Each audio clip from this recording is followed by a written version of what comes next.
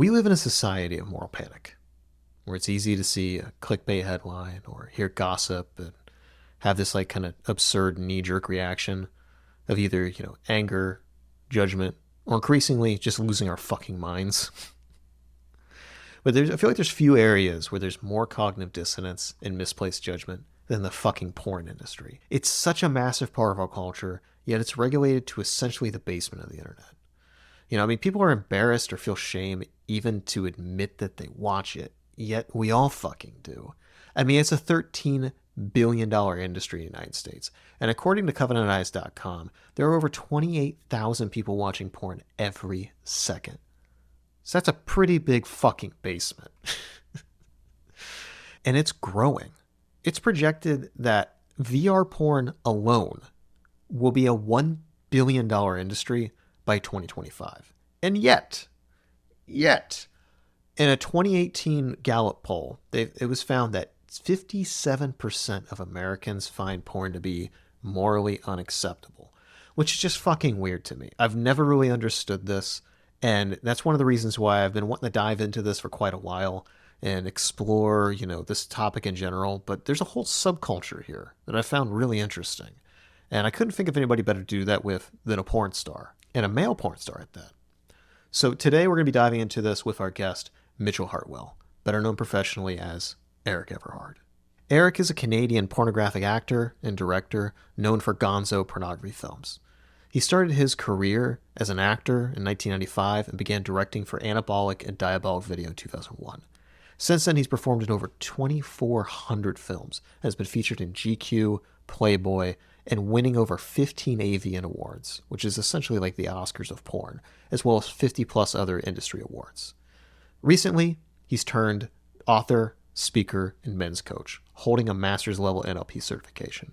After working with over 5,000 women and seeing all the threads and commonalities exist between them, he decided to start helping entrepreneurs and executives learn how to master the bedroom like they dominate in the boardroom. This was a really fun one. I really wanted to get, an insider's perspective on the industry, kind of discussing a lot of the topics of morality, polyamory, mental health side of things of being in the industry, where it's going, just a lot of things that I feel like don't get talked about a lot. We also dove into, his use of psychedelics and ayahuasca and how that's kind of changed his perspective on life, as well as where the industry is going as far as, the rise of OnlyFans, VR porn, decentralization, and NFTs, which was really interesting. Lots to dive into. So anyway, let's get into this one. I bring you the great and powerful Erik Everhard. What made you make the transition? Because it seems like now you're mostly dealing with like men's coaching and stuff like that. So what brought that about? that was really interesting because it was actually a long process, I would say. It goes way back to when it was probably 2000, I want to say 2008, 2009. Mm-hmm. I took a relationship workshop actually through a buddy of mine. Mm-hmm. And during that workshop, when it was done, I heard about these people. They were talking about this thing called NLP. Yeah, And I'd never heard of it before, right? Because a lot of them were from up in San Francisco, and obviously NLP came out of Santa Cruz initially, way back in the day. So they all knew about it, and I thought the idea sounded interesting, right? I'm like, well, that sounds useful, right? So I said, well, where's the best place to go learn that? They said, well, there's a academy that you can learn from in Marin County, and it's one of the best in the country. And if you want to really learn, that's where you should go. So I said, okay, cool. So I started making the trek from LA up to Marin County. Oh God, every month for the better part of 3 years. And then, it wasn't what I was expecting, right? Like I thought it would be more applicable to business, to a lot of other things. And the way their school was run was very much for practitioners, and it was really holistic. So it was all about, the whole time you're just confronting your traumas, your belief systems, and everything's just unfolding. And it was almost one of those kind of experiences, like when you go through it, you come out on the other side and you don't recognize the person 3 years before. Yeah. From sure. that sense. Yeah. And so then I just had so many different questions about life. And okay, well, I was starting to get disillusioned with porno.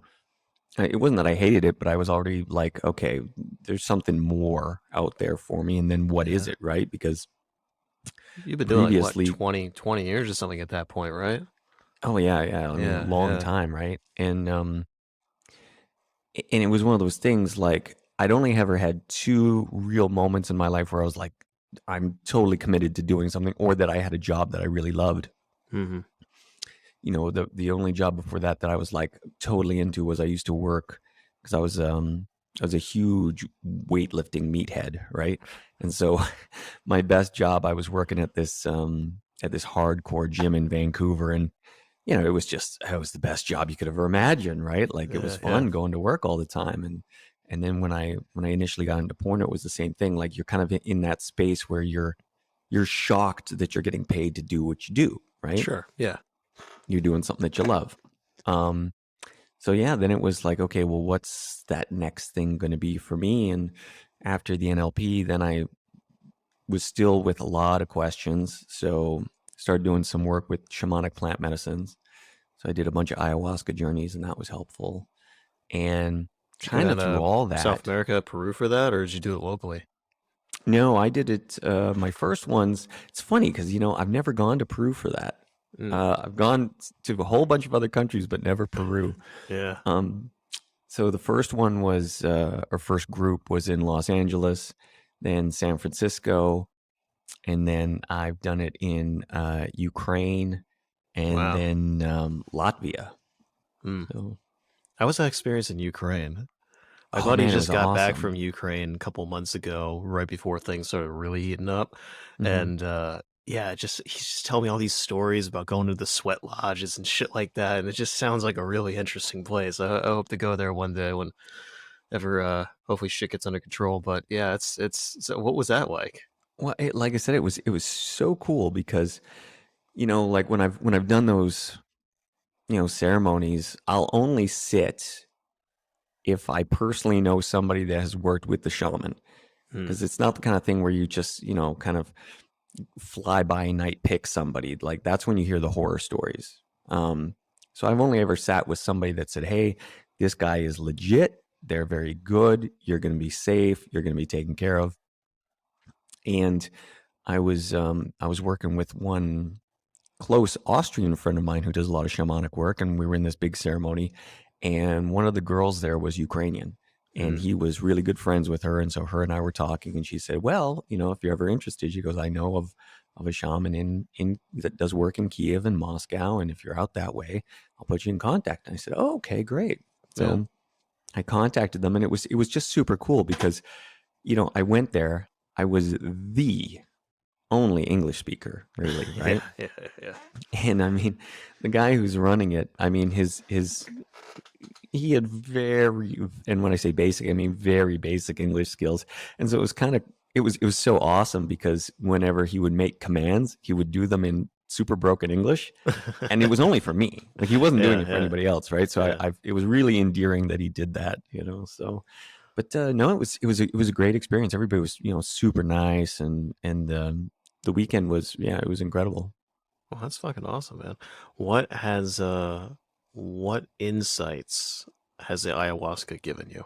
Because there's a lot of commonalities that I've seen, but there's also really unique experiences. Everyone's got some sort of crazy experience, but there's still these overall commonalities. So I'm curious, how was because you say you've done it multiple times. Yeah. So what, I guess, what has overall been your experience, and then kind of individually, how they varied? Yeah, they've all been very different. Um, very different. Hmm. No commonalities at all. Um, I would say, well, thematically, one was about self-love. Mm-hmm. That was a big one. One was about love. Another one went really into purpose, deep into purpose. And that same one, I actually met my dead father. So Wow. Yeah. that was super powerful because he had been passed away for a couple of years at that point, and so to reconnect with him on that level was, yeah, it was amazing. What was that experience like? Like reconnecting with your father? Oh man, I mean, it was just like absolute joy, and you can't put it into words because, I mean, anybody that's never worked with the medicine, I mean, you'll have pundits on both sides of it, right? You'll have those people that are like, ah, you're just on drugs, it's all in your mind, right? But I'll tell you what, when you're there, it is as real as you and me having a Oh, conversation sure. right now. Yeah. Yeah. It's not.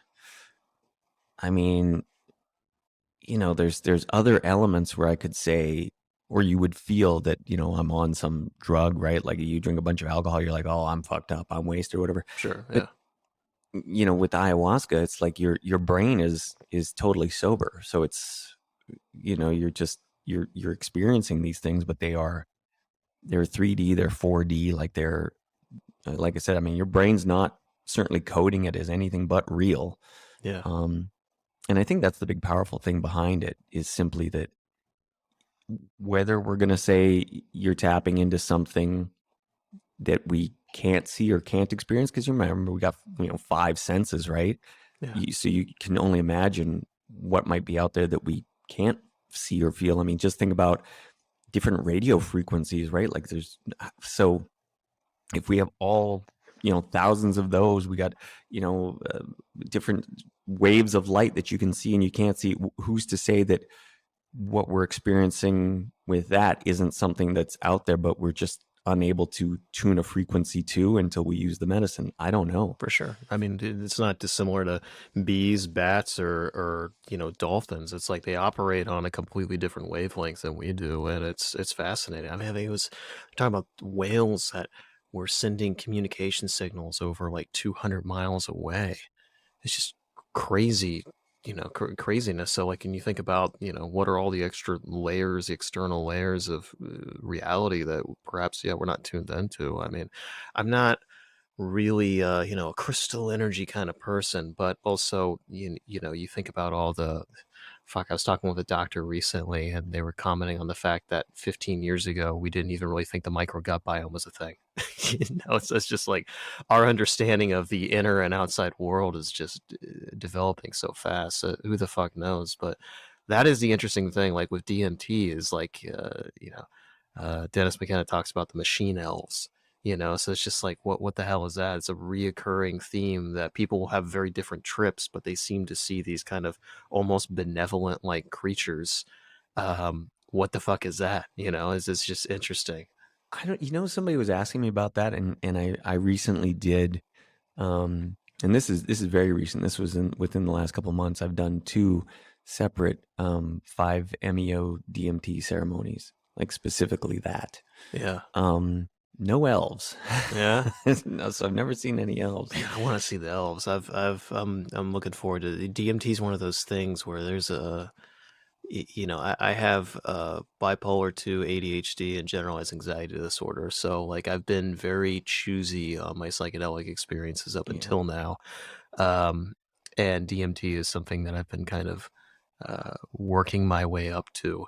And I treat that with probably the most respect out of any drug. And I've done a lot of research, but I'm excited to try it one day. But man, I want to see the goddamn elves. I mean, I'll take whatever experience I have. I feel like people who go into it with expectations are probably set themselves up. But I would be lying if I'm like, I want to experience. I'm like Fox Mulder, man. Like I want to experience shit. So I'm just like, I hope I at some point get to see the elves because I want to just see what that experience is like. Yeah, see, it's funny because someone else was asking me about elves, and I'm like, like I've done, and I mean, I am being specific. It's not DMT; it's the 5-MeO DMT, Yeah, which is which comes from the Colorado river toad.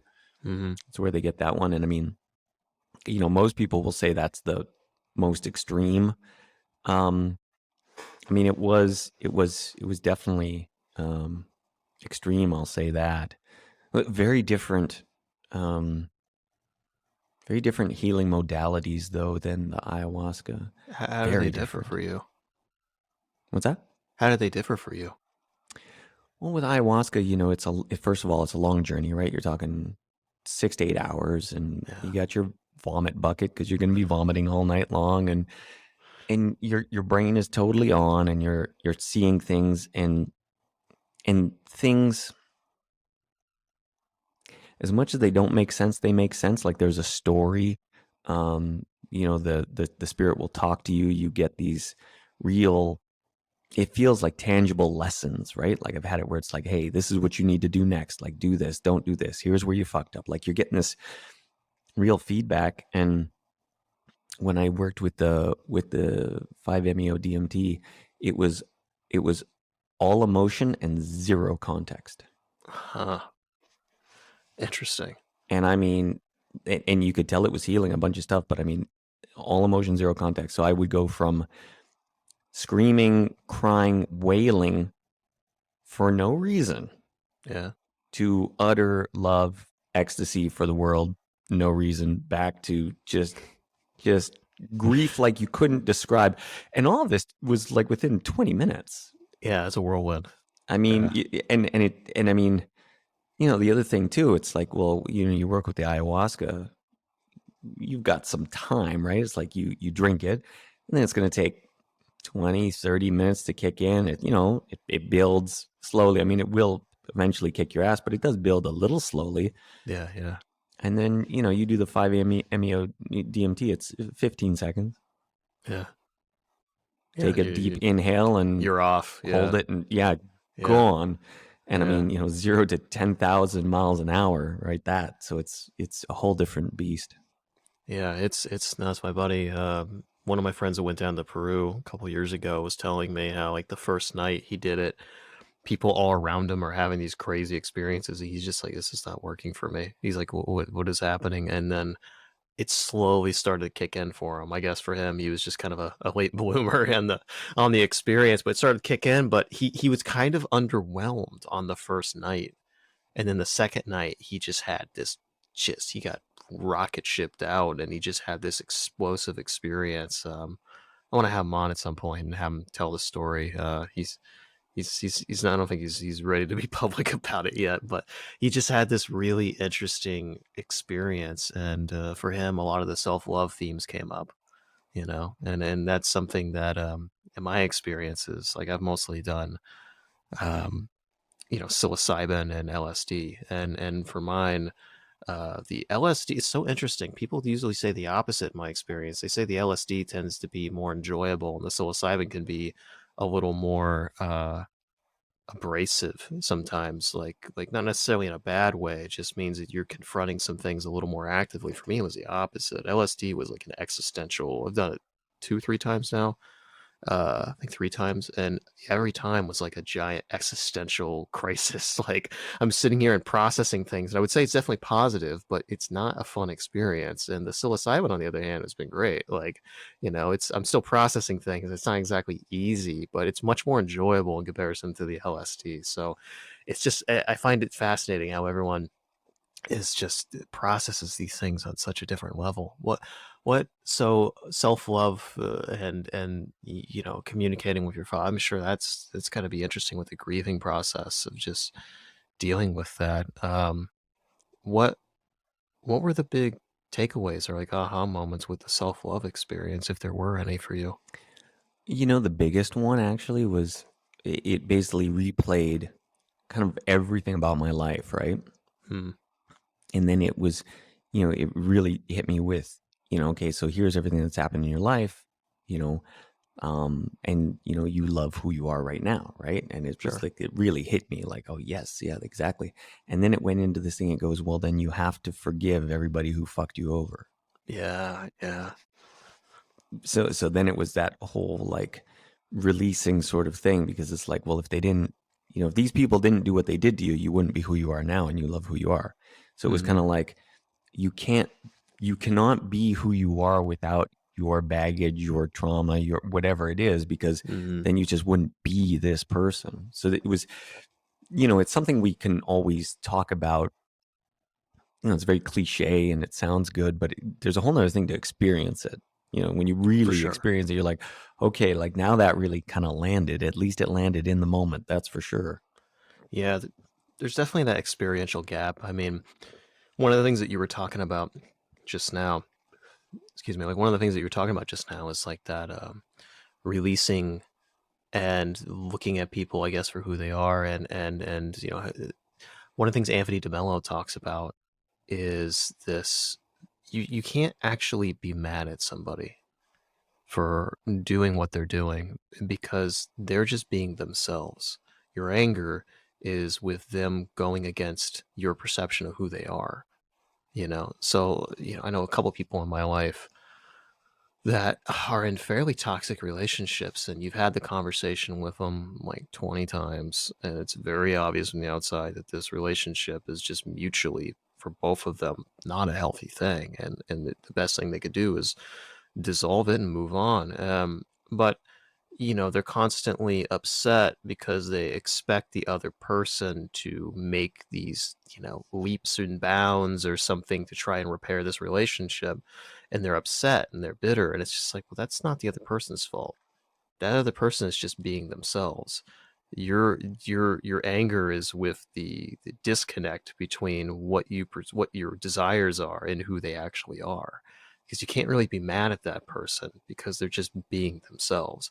Now, of course, there's a certain limit to that. Somebody goes around, shooting a bunch of people. It's like perhaps that's one thing, but even still, I mean, those people are acting in their own nature. So it's just like I've really had to process that. That's one of the things that my psilocybin trips have kind of made me, on my end, kind of reanalyze, is just how I interface with the world, and how much of the I guess the issues that I've had has always been a rejection of reality. Like, I'm someone who's always working towards. I'm a very type A motivated person.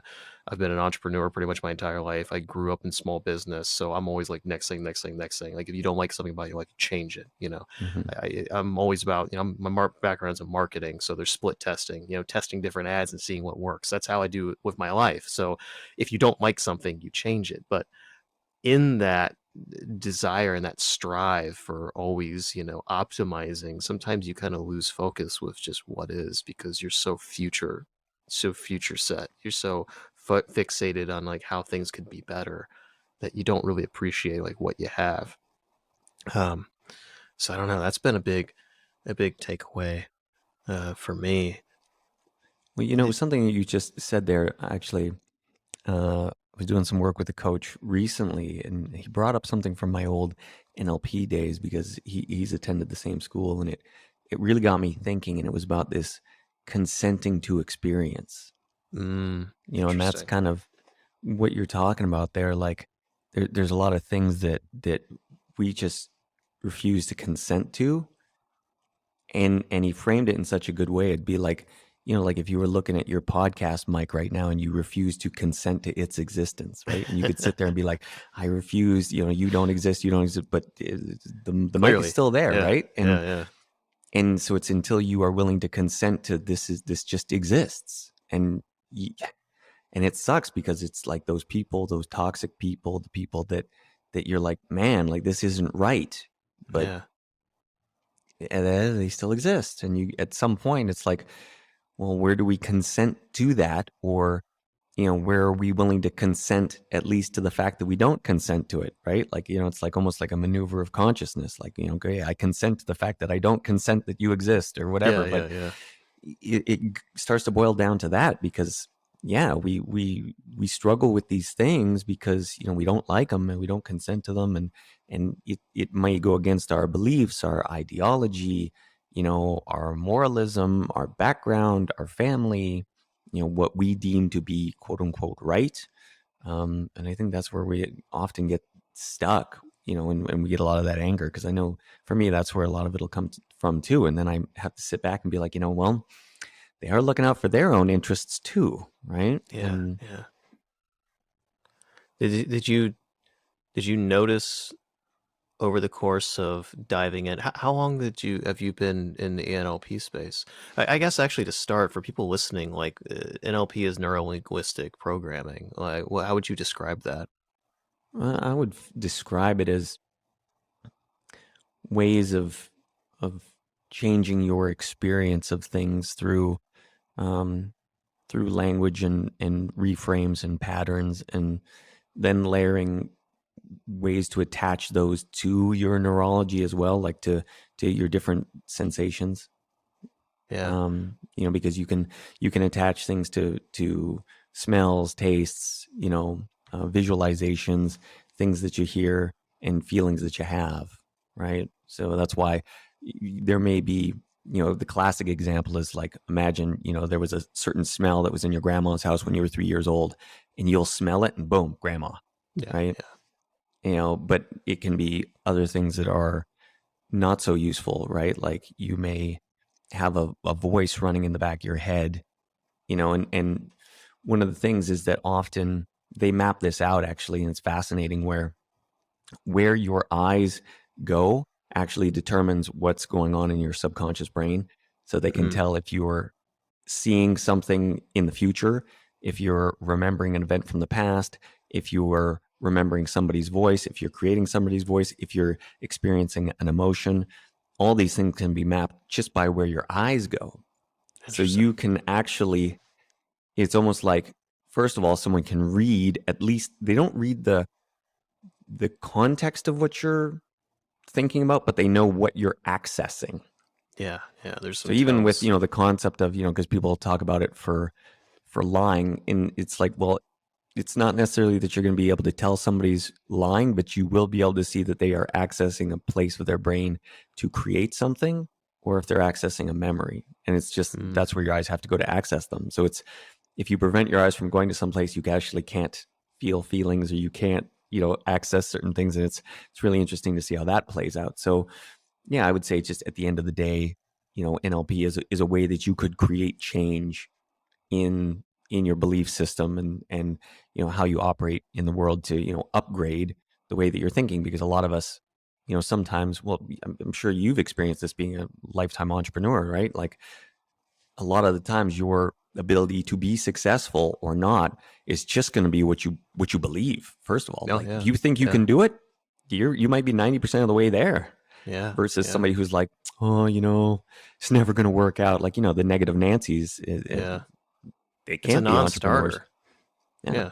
It's a total non-starter. I mean, some of them, there are some people that I know that are absolutely fucking brilliant. I mean, just brilliant at what they do, but they just beat themselves up, and they have such a negative self-image that they kind of just give up even before they try. And they might try, like, but I mean, they're just half-assing it, and they're completely, they have this like calcified layer of just resistance to everything, because they just think that they're going to fail. So they kind of want to self-sabotage themselves so that they don't have to confront the reality of the pain. They're like, oh, they almost like convince themselves it's going to fail ahead of time, just because that kind of lets them off the hook emotionally. And I've never understood that. I mean, for me, it's always just pushing myself out of my comfort zone at all times. Yeah, like whenever I'm like, oh, okay, why am I nervous about that? It's like, okay, well, lean into it and do it. I have generalized anxiety. Like I'm extremely nervous person in general, yet I push myself extremely hard. So yeah. Because I saw in your book that you're an introvert. Oh, So totally. yeah, Totally. so what the fuck is that like? Like doing porn, which is I think for a lot of people would, in theory, perhaps somebody would have the perception that you have to be this kind of hedonistic extrovert, So yeah, Not so at like what? all. Not Yeah, at so all. how was that experience for you? I mean, for me, it was easy because, it was one of the things like I started learning, and, things that I teach my clients and stuff, like really sort of compartmentalizing different things, right? Even, if we were to think about, I like to use the hockey analogy often. Like you think about goaltenders, right? Like goaltenders in Yeah. hockey, like that's the hardest job in hockey because It it's all is. on you. I was a goalie for a couple seasons. I grew up playing ice hockey, and like I was a center for most of my playing career. But goaltending was a pain in the ass. Also, the mental game. Jesus Christ! Like the entire game is riding on you. It's hard. And It's that's what I'm hard. talking about. But Yeah. you look at those, the top of the top goalies. I mean, they get scored on and they just pretend it didn't happen. Like they just park Yeah. it. Like, yeah, okay, next, right? Yeah. And so for me, even when it was, you're thinking about sexuality, and it's like, okay, we're gonna get out there. It's just like, well, okay, how do I park everything? Like, how do I park all the people around? How do I park whether, the girl likes me, whether she doesn't? Like, how do you just park everything that's going on and just laser focus on, okay, well, what do I have to do right now? Right. Hmm. And that's it. And so for me, it was, in some ways, it was perfect being an introvert, because I didn't need to talk to a whole bunch of people, right? And I was, at least, I'm extroverted enough that I can turn it on when I need to, but it's for a finite amount of period. Like, Hmm. people used to joke, they're like, man, we never see you at parties. Like, you don't go to parties. I'm like, why would I? Right? Like, Yeah, I'm like, yeah. You're tapped it's out by it and all that yeah, stuff. it's Yeah, too draining to be at a party for more than like an hour at best for me, right? yeah. It's not my cup of tea. I mean, I'm an extrovert. I'm a fairly introverted extrovert, but I'm still an extrovert. But yeah, I mean, it's like unless I know a bunch of people there, then that's fine because it's hanging out with friends at that point. But yeah, that's why I've never really enjoyed networking events. You know, like I used to go to conferences out in Vegas, stuff like that. Same thing for you, I'm sure. And it's Hmm. just like I don't know. If I could get a small group of people and you become friends, it's like that's one thing. But I'm always just like, can we just go to a bar and just get a drink and just shoot the shit? Just me and them or like one other person. It's like that I excel at. But just being around a group of 50 other people, I'm just like, it's too much noise. Like you can't focus. Like the whole thing that I like about it is that depth, being able to really understand somebody, and you can't. I think some people can perhaps, but I don't know. It's just never really been my thing. Um, so in your book, you talk about like getting into porn and like being just overwhelmingly excited about the opportunity to do it. Like it's just being like like for people that grow up and want to be astronauts, like getting a job at NASA or something. That's kind of the vibe that I got. Oh yeah. As an introvert, uh, is if you were a kid or something, maybe not a kid, but if you were younger, like is that something that would have popped in your mind? Like if somebody went back to 15-year-old you and been like, hey, you're gonna be a porn star one day, would that be a shock or would that be like, oh, cool? Like how do you think your perception would have been? It would have been a mixture of both. It would have been, wow, that's going to be cool, and then it would have been utter shock. Yeah, I mean, because even for all the people I grew up with, it was a shock, right? yeah, I mean, it's like you fast forward all the years, and you get the girls from high school that hit you up and are like, "Oh my god, I didn't know the quietest guy in the back of the class had the biggest dick." It's yeah, like yeah, it's just like, well, I mean, the two don't go hand in hand, yeah, but yeah, yeah, I mean, it definitely would have been something like, if I look back at the 15-year-old version of me, it would have been shocked. But I think also the shock would have been that throughout this whole process, for me, it was really coming to terms that anything's possible, okay, right? Because especially growing up in Canada where I did, and then growing up in the family that I did, because I don't have a family of entrepreneurs, right? Like I am the first one ever to come out of our yeah, yeah, family. yeah. So you didn't have a So model. yeah, there's no modeling, and in their perspective, nothing's possible, right? Huh. Like, it's like, well, you go, you get some sort of degree, and then you get a job, you work for somebody, and that's life. And then Yeah, I was yeah. just like, left turn here, right? Yeah, and by societal standards, that's a pretty hardcore left turn. Yeah, Um, you back up the mic just a little bit and get a little feedback on the P's. yeah, no worries. No, you're good, man. That's why I gotta have this thing. Like it's just Hmm. completely. Uh, I learned that early, like start. And I'm like, ah, shit, because like in the moment you don't really notice it too much, but then when you're editing, you're just like, ah, fuck. Oh shit. Yeah, yeah. Um,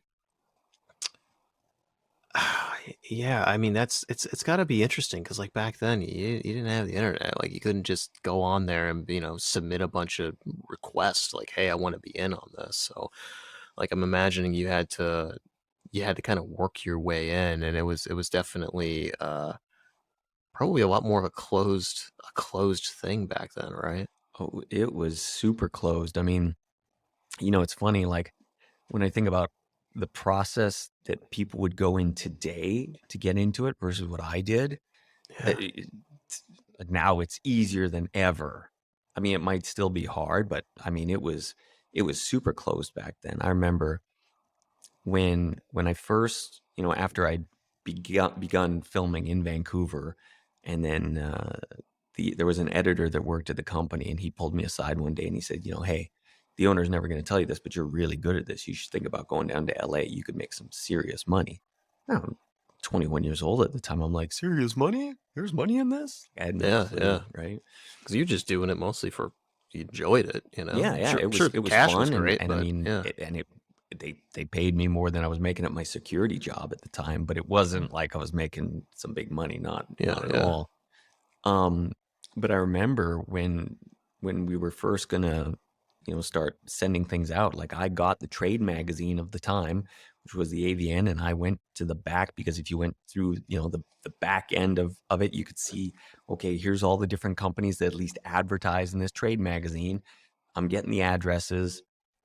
We probably put together at least 30 VHS screeners, and we just sent them to these addresses, because I mean, there's no email, there's no nothing. It's like there's an address, and like let's post this, let's send it, and it's got a phone number attached to it that they can get a hold of me because I had a pager, right? I mean, this was, so you think about the amount of effort to go through this, right? Like sending all these packages, hoping somebody gets back to you. And I remember out of all those things, I had 3 people that got back to me, right? And Out of how many you think you probably sent out there? I mean, we sent at least, I don't know if it was 30 or 40 or something. And and that was really comical too, because I remember following up on a lot of them, right? Like, so I would call their office, like, hey, I sent you a package. Did you see it? And one of the funniest things was a company that I actually ended up working for a long time later. I actually ended up, they gave me my first gig directing movies. So I was with that company forever. But at this time, I called them up, and the guy literally said, hey, if you sent us something, it's in the trash, and hung up on me. I told him that story later, right? He's like, he goes, that sounds like something I would say. I was like, yeah, you did. I remember.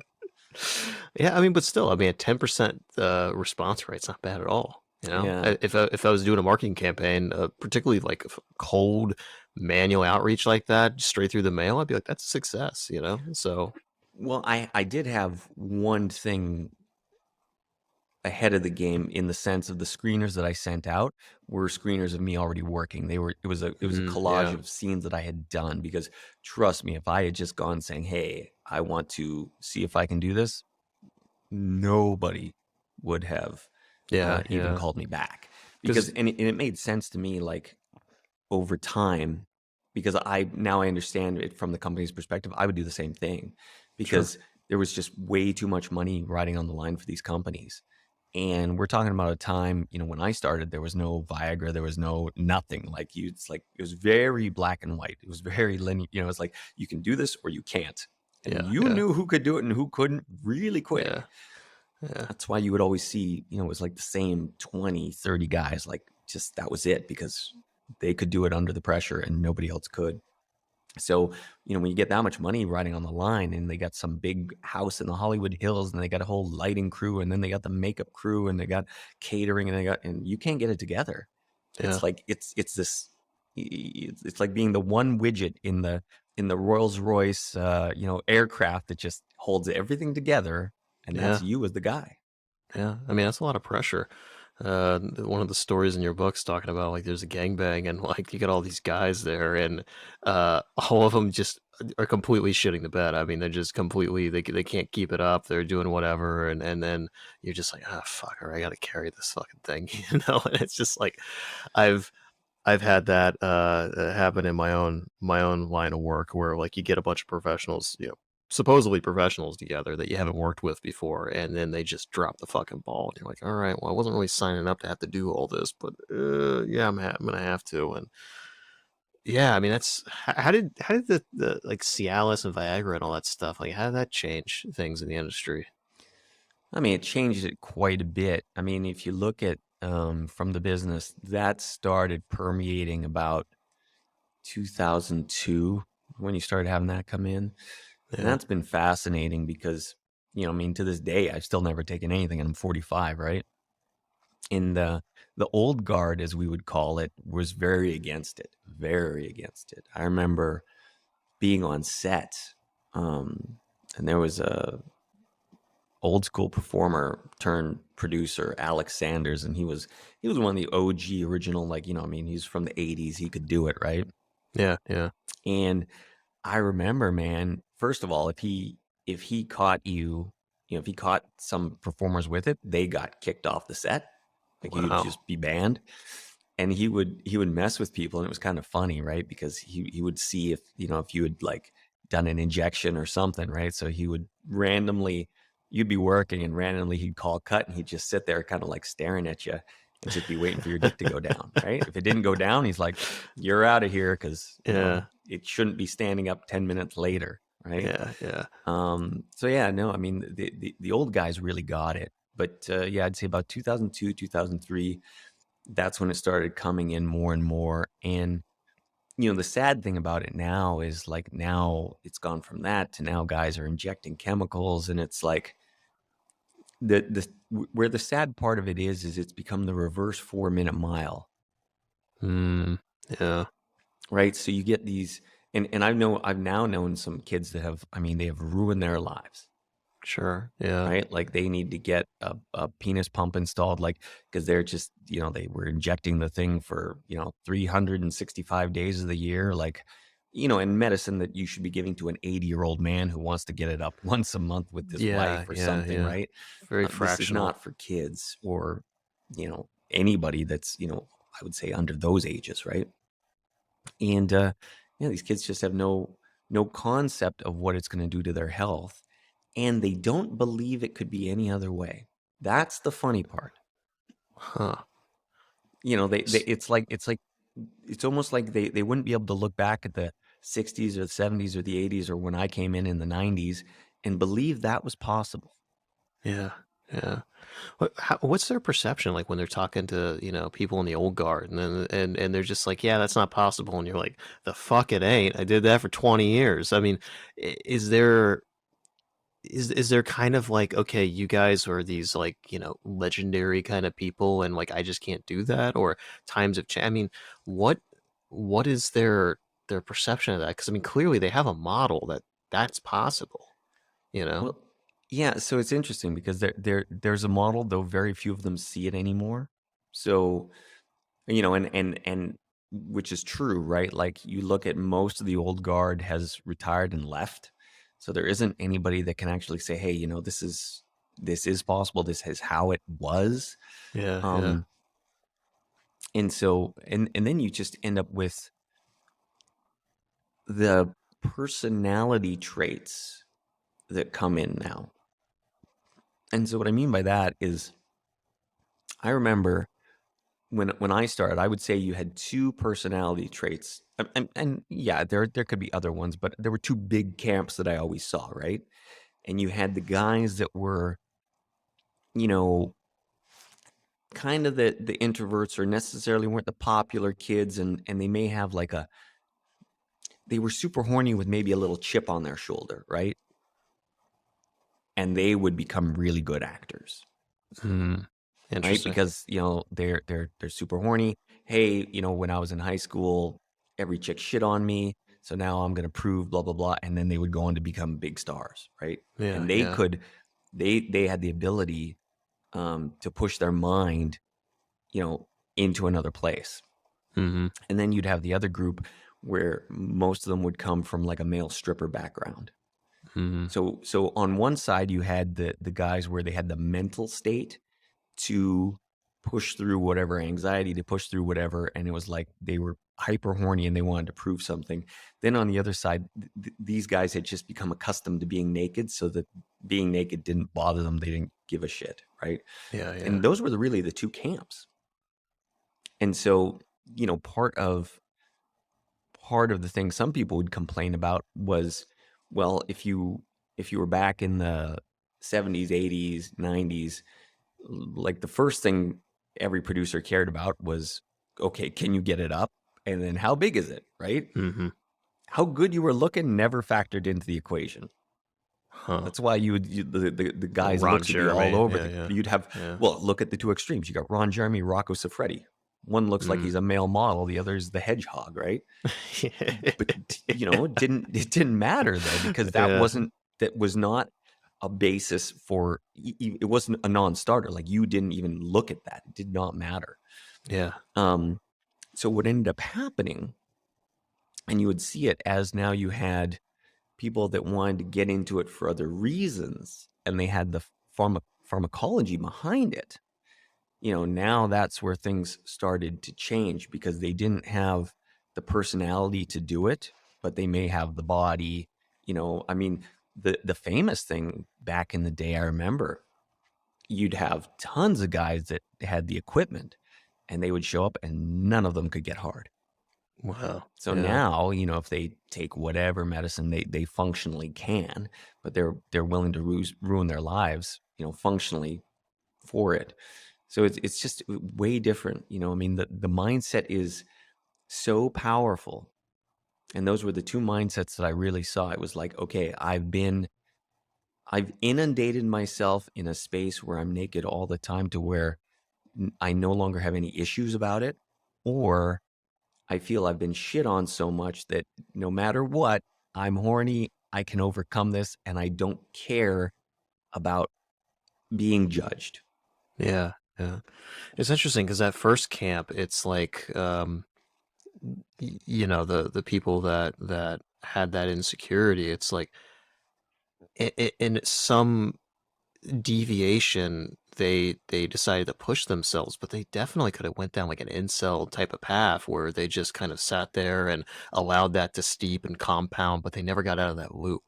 Mm-hmm. you know so it's like, I mean, even when I was younger, I was kind of vaguely going down that path, and then that entrepreneurial side of me kind of kicked in. It was just like, okay, well, try something else. And then I moved out of the city I was in. I went, and then it just caused this whole chain reaction. But like, I think about like some alternative universe where like I didn't take that action, and it's just like, it would that is a major deviation point in my life. And it sounds like it's the same thing for those type of people, where it's just like they don't like who they are, and they're like, well, I gotta fucking change this. Yeah. So yeah, that's Yeah. And I mean, fascinating. that's the camp that I was in. Yeah. I wasn't in the male stripper camp. I was in the other one. Yeah. And, Yeah. and that was the thing. It's like, well, y- there was some benefits to what you went through as a young kid, because, for me, it like, your mind was just so toughened. Mm-hmm. Right. And I think that was really the key that I would see with guys from that camp. It's like, it's like you had dealt with everything in high school or whatever. It's like, okay, lights, like whatever, like you could just block it out. You're like, I don't give a shit. Right. Whereas Yeah. because that was always the story. You'd have, maybe he was the captain of the football team, but put him, hot lights, 50 people around watching. And I mean, all completely woodless, like Wow. nothing, and my business partner Mike used to say to me, he goes, Everhard, he goes, you know what? You have the best job in the world, but only because you're the best at it. He goes, I could Yeah. not imagine how horrific of a job it would be if you were remotely just so. And he Yeah. goes, to Yeah. be there, 50 people, I can't get it up. Girls angry at me. I'm sweating under the lights. Cameraman is sitting there with a cigarette being like, hey, I want to go home to my family. Because that's what it's like. I mean, Yeah. you want to hear people talk shit about you. Oh, go on a set if you are a guy that fails or can't get it Yeah. together, because nobody has any, you know, there's no holding back. They Yeah. have families. They want to go home. They're like, man, get your shit together. Like, I want to get out. There's no condolences there. Yeah. I mean, it's a fucking job. Money's on the Yeah. line. Yeah. So it's just like, it's interesting because hearing you talk now and then reading your book, it's like it's the two things that come to mind that might be surprising for people on the outside, but it seems to me kind of pretty apparent when you think about it, is the two factors is resiliency, and also this kind of contentment, like a mindfulness practice that you've cultivated, whether intentional or just through causality. I mean, you're sitting there talking about this one experience where you're on a beach, and you gotta basically redo the entire, cum shot ending like 3 times, and like you're just sitting there, and I mean any guy, like that's fucking difficult doing that on command. That's fast, and you're just sitting there, you're like, okay, just give me some lube, I'm gonna do this, and like getting yourself entirely in that zone of just being able to focus, and it's just like that is really hard when you have all of this pressure around you, no matter what the circumstances, and I think David C. Baker, who's kind of like a consultant for consultants, he talks about how he's given probably at this point thousands of talks, but every single time he gives a talk or a lecture or whatever, he always kind of worries that somebody in the audience is going to say something, ask him a question that's going to completely, like a house of cards, just completely eradicate everything about his teaching for the last like 40, 50 years. And he's like, but it never happens. So he's just like, I know over time, like I got this, but there's still that little 1%, a little worry, and it's always going to be there. But I think that keeps you on your toes. It keeps you hungry. It keeps you looking. It keeps you not getting too pacified. But still, it's like maybe that's just like 1%. I mean, that's kind of how I feel. Like it's like I've been doing this long enough where, yeah, I get a little nervous before jumping on a call or doing a podcast or doing a speaking event, but I know I'm going to do well. Only exception is I'm like horribly sick or something. But even then, like I've done that before. And it's generally, am I as good? No, but can I do it and show up? Yeah, sure. I'm sure it's the same for you.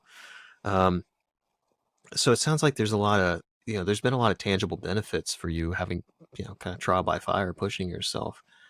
Um, how is like being in this industry shaped your understanding of like sex and romance? Oh, it's interesting because it's shaped it for good and for bad, I would say. Sure. Um, if we were going to go might as well go sort of negative first, right? Um, I think I think this is also just true whether you were in porn or not. I think if you see enough of society, especially if you see more negative, right? Yeah. Yeah. You the shine gets taken off it a little bit. And so what I Sure. mean by that, it's and I'm not one of those like red pill guys that's like, oh, all women are this or whatever, but I've seen a lot, right? So it's like, Yeah. okay, you can see how good they can be on one hand, and then you do see, the negative aspects because I've seen, probably some of the worst aspects where women could go to, right? So you do see all of it. So, it's I think love changes from, you're in high school and it's like it's all kumbaya and, white picket fence and, especially as guys, I think I'd love your opinion on this, but I think guys are the real romantics, actually. I think, Huh. more so than women at the end of the day, because, we tend to, I think as guys, we tend to idealize a little bit more, until we're Yeah. slapped with like, well, here's reality. Because I mean, even if you look at divorce statistics, right? It's like 85% of divorces are initiated by women. Yeah. So those are guys that are, like they're happy with their choice, or at least happy enough, right? Like they're still kind of idealizing the situation, Mm-hmm. whereas the women are like, "Nah, he's not handling it anymore. I'm out." Right? I'm Yeah. taking half. That or just pacification. I don't know. That's an interesting. I haven't really thought about that, but that's an interesting one. I mean, for me, yeah, I could see. I think the over idealization. I think it just manifests in different forms through the genders, and I mean even within genders. I mean you have. I think you say this in the book. There's like kind of masculine and feminine energy, and that doesn't necessarily necessitate gender. There's a strong correlation perhaps, but you can be trans or whatever gender and still embody that kind of energy. Sure. A lot of my friends are definitely very different than in the normal. I mean, I'm polyamorous, and so I see a lot of different types of people and different types of relationships. And one of the things that being polyamorous kind of teaches you is that not to idealize people, Mm-hmm. and to set very healthy boundaries and communicate those boundaries and communicate desires and what your intentions are ahead of time, because that's the only way it's going to work.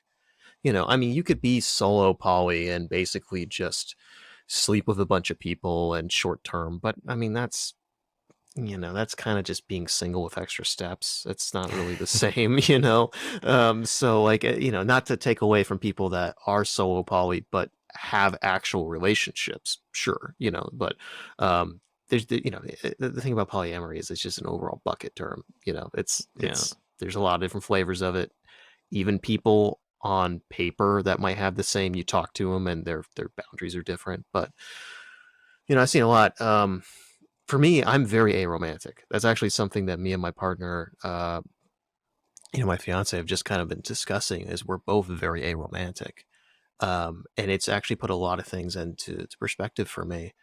And that's been a friction point for me in a lot of relationships over the years. Is people kind of desire a sort of romantic zest that I just don't fucking have. I'm very I'm just that's just not a natural thing to me. But I've seen that a lot. Like I've seen it in both genders. Women, um, desiring that and kind of needing that, which is totally fine. I mean, everyone's different, and it's just not a match at that point.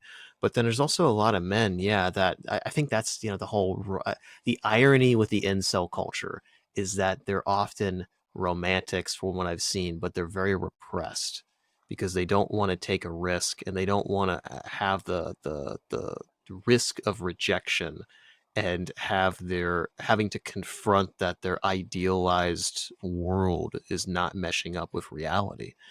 So that's a really interesting point on like yeah so that kind of leads into my next question, I guess, is like, how has it been? Well, I'm getting ahead of myself. So that's the negative side. Is there any other negatives? Well, I would say like, and it's not even a negative. I think it's just neutral. But when you open Pandora's box, the benefit of it is you will start to fundamentally understand what you like. Like from a women's perspective, from sexuality, like you're really going to know you. Yeah. And the negative is you're really going to know you, right? Yeah. It's both sides. I was commenting to somebody about where the one thing about ignorance is bliss is that it is, right? Like it's like if so I always tell, clients and men that I work with, I'm like, okay, either don't go down the rabbit hole at all or go down far enough that you get the learnings you're seeking. And so what I mean by that, it's like, okay, like let's picture scenario one where you give the guy, meets the high school sweetheart, gets married, never has sex with anybody else, has kids, end of story, right? Mm-hmm. From their perspective, it's the best sex ever. There is absolutely nothing to compare it to. Yeah. You take two virgins, there's no comparison. So we have no comparison. So therefore, it's fundamentally as awesome as we could ever believe it could be because there's nothing else to go by. Yeah. Right? But as soon as you've slept with one other person, well, now we have the first comparison, right? Mm-hmm. And so I think where a lot of people mess it up is, okay, well, so they sleep with 5 people, 10 people. It doesn't matter, but they have this finite enough sample size that they don't really know yet what they like. And they still want to sort of figure it out. And therefore they get into a relationship, but now they're looking, right? It's like, well, I'm with Sally, but oh man, Anne looks really good. And then they're like, oh, what about Tammy? And they, it's like they don't really, they don't feel good about their choice because they're not sure that that's the best out there. Yeah. Or they're not sure that it's the best they can do, or that maybe something's better, like because they haven't sampled enough. They haven't had enough comparisons where they can say, okay, you know what? Now I firmly believe, having sampled enough, that where I'm at now is a good choice. And then I can stand in that choice and say, you know what? This works for me. Yeah. Yeah. It's dude. So I spent 2 years traveling the country. I had my last business. I exited, bought an RV and just traveled the country for 2 years. Took some time off. I never really had that period, a lot of people have in college or whatever, or their early 20s. They just kind of like, do whatever, take some time off, do what I never really had that. So I kind of just needed that to find myself. I kind of jumped in at like, I was always freelancing and doing things, but then in my early 20s, like I started an agency and it just grew. And then we had, like 12, team of like 12, and I'm like 22, 23, it's just like, I didn't know who the fuck I was, so I took some time off and I did traveling, and I would talk with so many people. And I spent a lot of time, going to the small little rural towns. I grew up in kind of the outskirts of in Dayton, Ohio, but on the rural side. So, I know how to talk to those people and I enjoy those people. And God damn, dude, that was such a prevalent thing, high school sweethearts and whatever. And you'd hear them talk like you're just talking at a bar, and people would be like, hey, I've never seen you before. They come up and start talking to you, small town.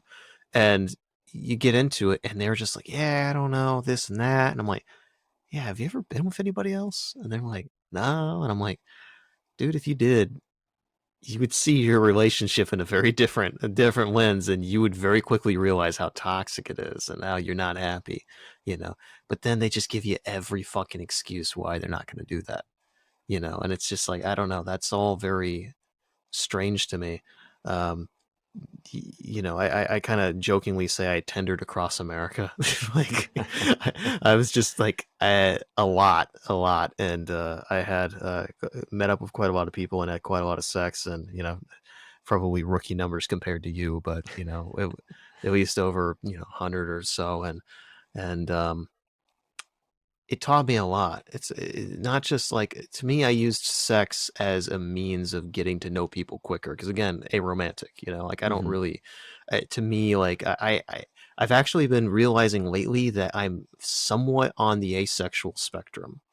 And like, I don't have that natural, like, I gotta have sex all the time. Like, it's just, that's not a natural thing for me. I enjoy sex, but it's not really something that I like strongly desire a lot. But I had a lot of it when I was traveling, and lately I've been considering that and thinking about, what is that? Why is it that I'm kind of vaguely asexual, but I've had a lot of sex with a lot of different people?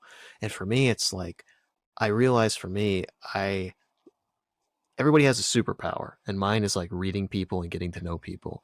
And for me, and I'm super curious to get your perspective on this, but for me, sex has always been a way of removing a lot of exterior layers very, very quickly. And like, when you have sex with somebody, that emotional vulnerability it's just the quickest way to get somebody to open up to you and to be more raw and to feel comfortable with you. And when I was on the road, it's like I was just trying to get to know people as quickly as possible, and I was trying to form that connection. I was also really fucking lonely, you Hmm. know? And so I kind of desired that emotional intimacy, not really in a romantic way, but just on a human level. And so I had a lot of sex, and it was just really interesting to see how few people, like, so often people will be like, yeah, I just got out of a long-term relationship, and you're like the second or third person I've slept with. And I'm like, wow, like, that's just fascinating. And like, in like how people's perceptions of, it's the old fucking cliche, like all they've done is missionary, and like they've never had an orgasm or anything like that. And it's just, I don't know, it's kind of a sad existence. But I completely agree with you, because it's like, you kind of either need to not know what you don't know, or you have to explore everything. But that in between is kind of torture in a way, because you're always wondering, what if? I don't wonder what if. Yeah. I've dated and had sex and met with so many fucking women, that I have a very good idea what I want and what I don't want. And when I met my fiance, I'm just like, oh shit, okay, this is different. This is very, very different. And that has never wavered. That's actually only gotten stronger. And it's actually interesting being a polyamorous person and being able to actively split test that in my current relationship and be like, oh, okay, this really is as special as I think it is. Because I'm still meeting other people, which are great. And they're awesome people, and I enjoy being around them. And it doesn't mean that there's necessarily like a pedestal or a hierarchy. Or, I mean, I guess there is in a way, because we're saying, hey, we're living together, we're getting married, have a house together, all these other things. Yeah. Um, There's always a but little bit of a hierarchy. for sure, yeah. And but it's not that one person is less important necessarily than the other on an emotional way, uh, but the point is just like that gives you, like, even actively being able to split test it now in a committed relationship is really interesting. But if you're somebody who, like you said, high school sweethearts, never had sex with anybody else, never dated anyone else, it's like you don't know what you don't know, and that is hell to me. Like, Well, and that that's is the thing. hell to Like me. it, for if we've experienced other things, we look at it from hell. But for the people that never have, for some of them, it's heaven. So Yeah, that's why yeah, I don't necessarily judge it. I just say, look, either you got to pick one or the other, because to sit in that middle zone of kind of mediocrity, that's where you're going to be pulling your hair out. Where you're like, yeah, well, I've tried a couple things and now I don't really know what I like and I'm confused. And now every person you get with, you're like, well, is this really the one? Or like you're in your head too much. And so that's why I yeah, say, well, if you're going to do that, go down the rabbit hole enough that you can really say, okay, like you said, like this is what I like, this is what I'm about, and now, whether I want to, like you have a polyamorous relationship or I want to have a monogamous relationship, at least I can choose something and kind of yeah, stick with it rather than yeah, just floating out there forever being like, well, I don't know, because yeah, that's where you'll end up. yeah, for sure. So I want to kind of circle back to this at one point, but was there any other kind of negatives that being in that industry and just living that lifestyle has kind of um, changed your worldview or made you aware of? Hmm. I would say, the negatives would be really just, understanding women on the level of what they're capable of. Um, and I don't even think that's a bad thing. I'm just saying, like, it does change the way you operate in the world. And then I would say just, really understanding, well, what it is that you like, because, Yeah, when you do that, it is that Pandora's box, because on one hand, well, it's awesome that you know, but then also, well, now you're confronted with the fact that once you really find what you like, now you're seeking that. mhm, And it may not really be in everybody, yeah, especially when you really like the more granular you get with what you like, you'll find the less that you can find it, right? yeah, yeah, And that's yeah, where I talk about it in the book. I mean, even, when we get into the four different types of pussies, and I would talk to guys and they're like, wait, what? Because yeah, they yeah, yeah, conceptually, well, first of all, either they've used condoms their entire life, which I'm not against, but you would never find out any of this information going through that. And then, well, if you're going to come across the types that are at the extremes, well, then you have to have gone through a lot of ladies to really discover that these are the furthest extremes of those types. And then if you do get there, then you might say, oh, wow, like I experienced this and just the sex was awesome. Like without anything that she did, just from a biological perspective. hmm, And then, well, okay, how many of those are around? And then let's yeah, layer on top of that, how many of those are around that you get along with emotionally? And then how many of those are around that you get along with emotionally that you find attractive? And then how many of hmm, those that you get along with emotionally that you find attractive that are intelligent? Like it can really come down more to unicorn status. Whereas if you don't have any of this information, you're just like, hey, she's cute, let's get married, right? Like it's way simpler, right? Like, hey, she's yeah, yeah. cute, her name is Sue, let's get married. That'll do. It's Yeah, like that'll do. you're going to the store and you're like, I need a pair of slippers. Ah, okay, those look comfy. All right, that'll do. It's like it's. Exactly. I don't know, but there's also on the flip side though, there is kind of a scarcity bias that people have. Because like even if you go down that list, like okay, that's rare, maybe like 1% of 1% of 1%, but then you extrapolate that to 7-8 billion people. It's like there's a lot of those people out there. And that was one of the things when I was traveling is that pretty much every town I went into that had a decent sized population, uh, and even some smaller towns, I would meet people where I'm like, if I lived here, I would date this person. Does it mean I'm going to get married and live with them forever? No, but like I met people often fairly quickly. Now there might be some selection bias there because it's like, hey, I'm a nomad traveling. Do you want to like get beers and just hang out and talk about weird shit? It's like that kind of self-selects for a certain type of Hmm. person that's probably going to align with me a little bit more. But still, like the point is like even within a couple days, I always found people that I loved kicking it with and would either be good friends, and some of them, you know, I still talk to and hang out with when I'm in town, or I'm like, hey, I would fucking date this person. And so it really that actually made me feel a little less scarcity. But then, you know, then I think about the intersection with like my fiance, and it's just like, okay, that is for me personally a rare thing to find that. But so I think there's definitely different levels there. Um, but it does seem like people as a whole, just my own anecdotal experience is that they really have this perception of like, oh, I've been in this relationship for 7 years. I don't know if I can do something better. A close friend of mine who's moved up in his career very, very quickly, and has a really good paying job. He really good career prospects. He's still young. I mean, he's 35, but I mean, he's and he got in this relationship. He'd been in it for like 8 years, and he got out of it. And I mean, yeah, being in a relationship for 8 years, particularly at that age, thinking you're probably, you know, probably gonna marry this person, have kids, Hmm. whatever. That's pretty devastating.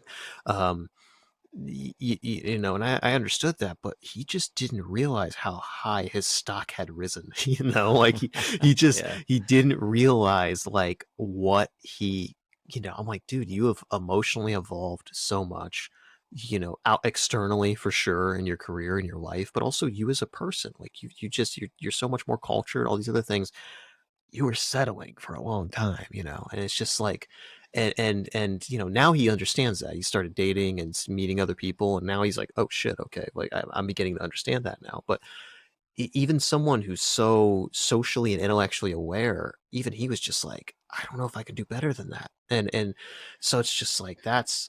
You know, what if you're someone who's not that outgoing, doesn't push themselves as much, doesn't have all those external and internal prospects? I mean, that's got to be a huge weight. Yeah, I don't know. So I'm assuming with your coaching, like you probably deal with people like that.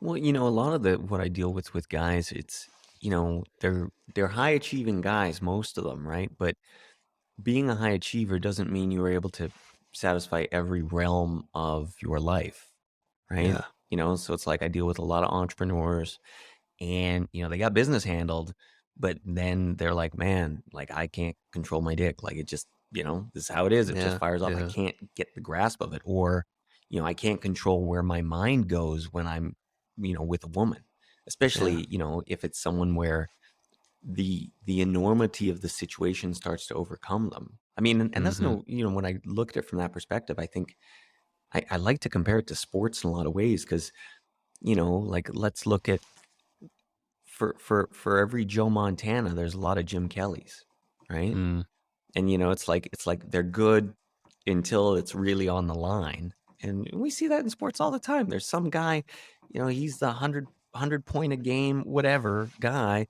And then when it's the de facto defining moment of their lives, they just collapse because they don't have what it mentally takes for the pressure, and somebody else does. And then yeah, it's that mental game that just defines it, because it's not skills.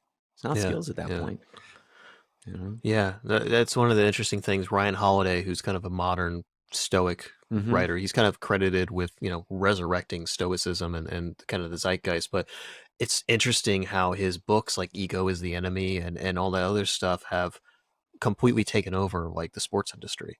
You know, and it's just fat because when you think about it, like it makes total sense. You know, it's people that it is embracing like what you can control, what you can't control, and just allowing things to come. And you only thing you can control is how you react to things. You can't control what happens. You know, so that makes total sense. And I can vaguely speak from sports. Have grown up playing hockey somewhat competitively, but more so for an entrepreneurial aspect is my perception on what you're saying is it's so many entrepreneurs are externally focused.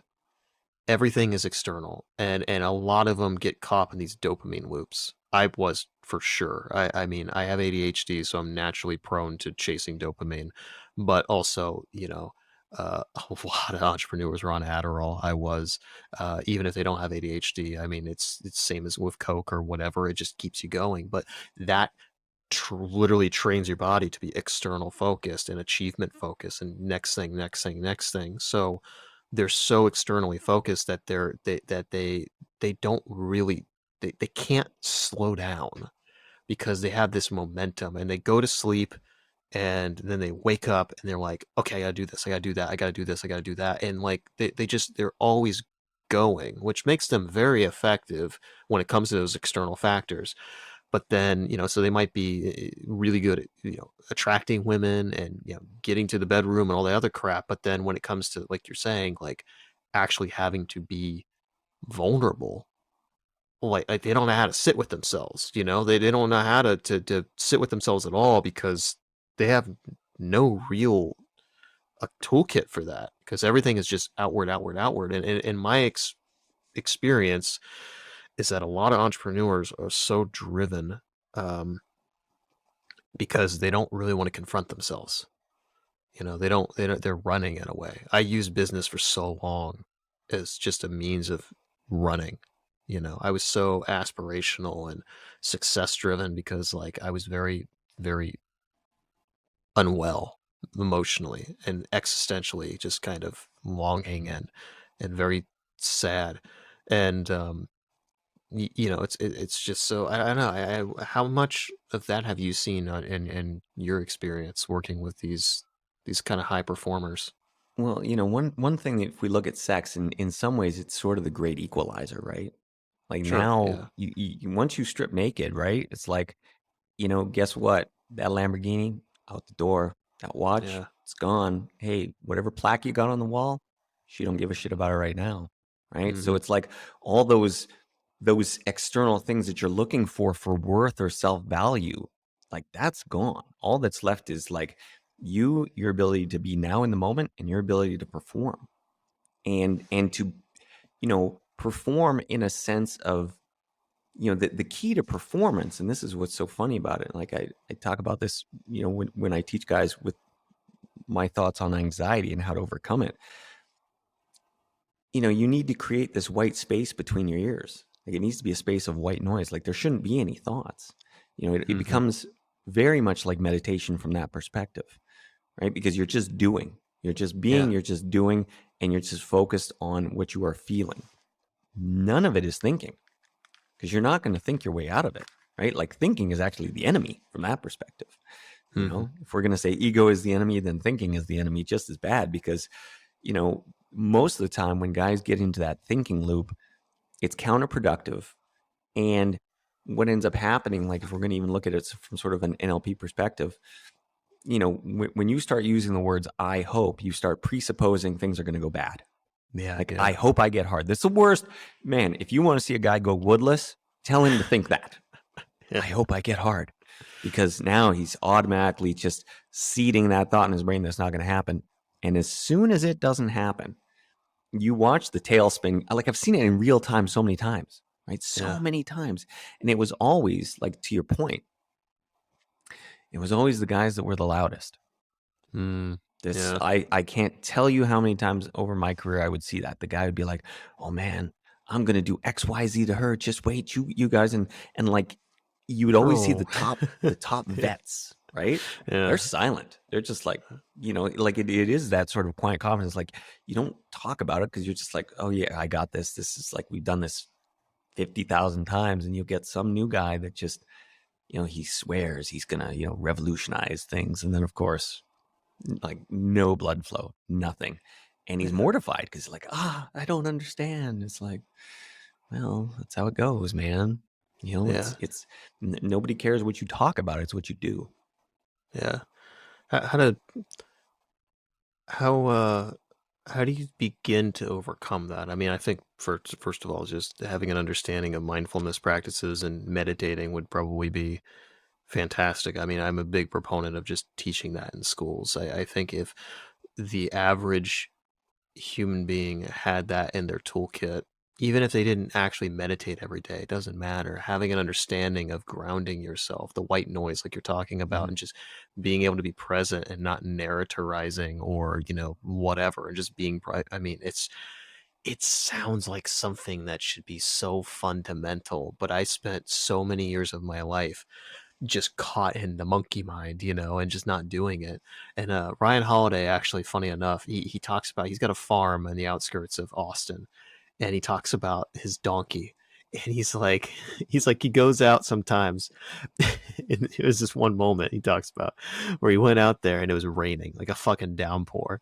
And there's a donkey that's just out there standing in the rain, and all of his other animals are like in the fucking barn or doing whatever, and the donkey's just sitting there, not a fucking care in the world.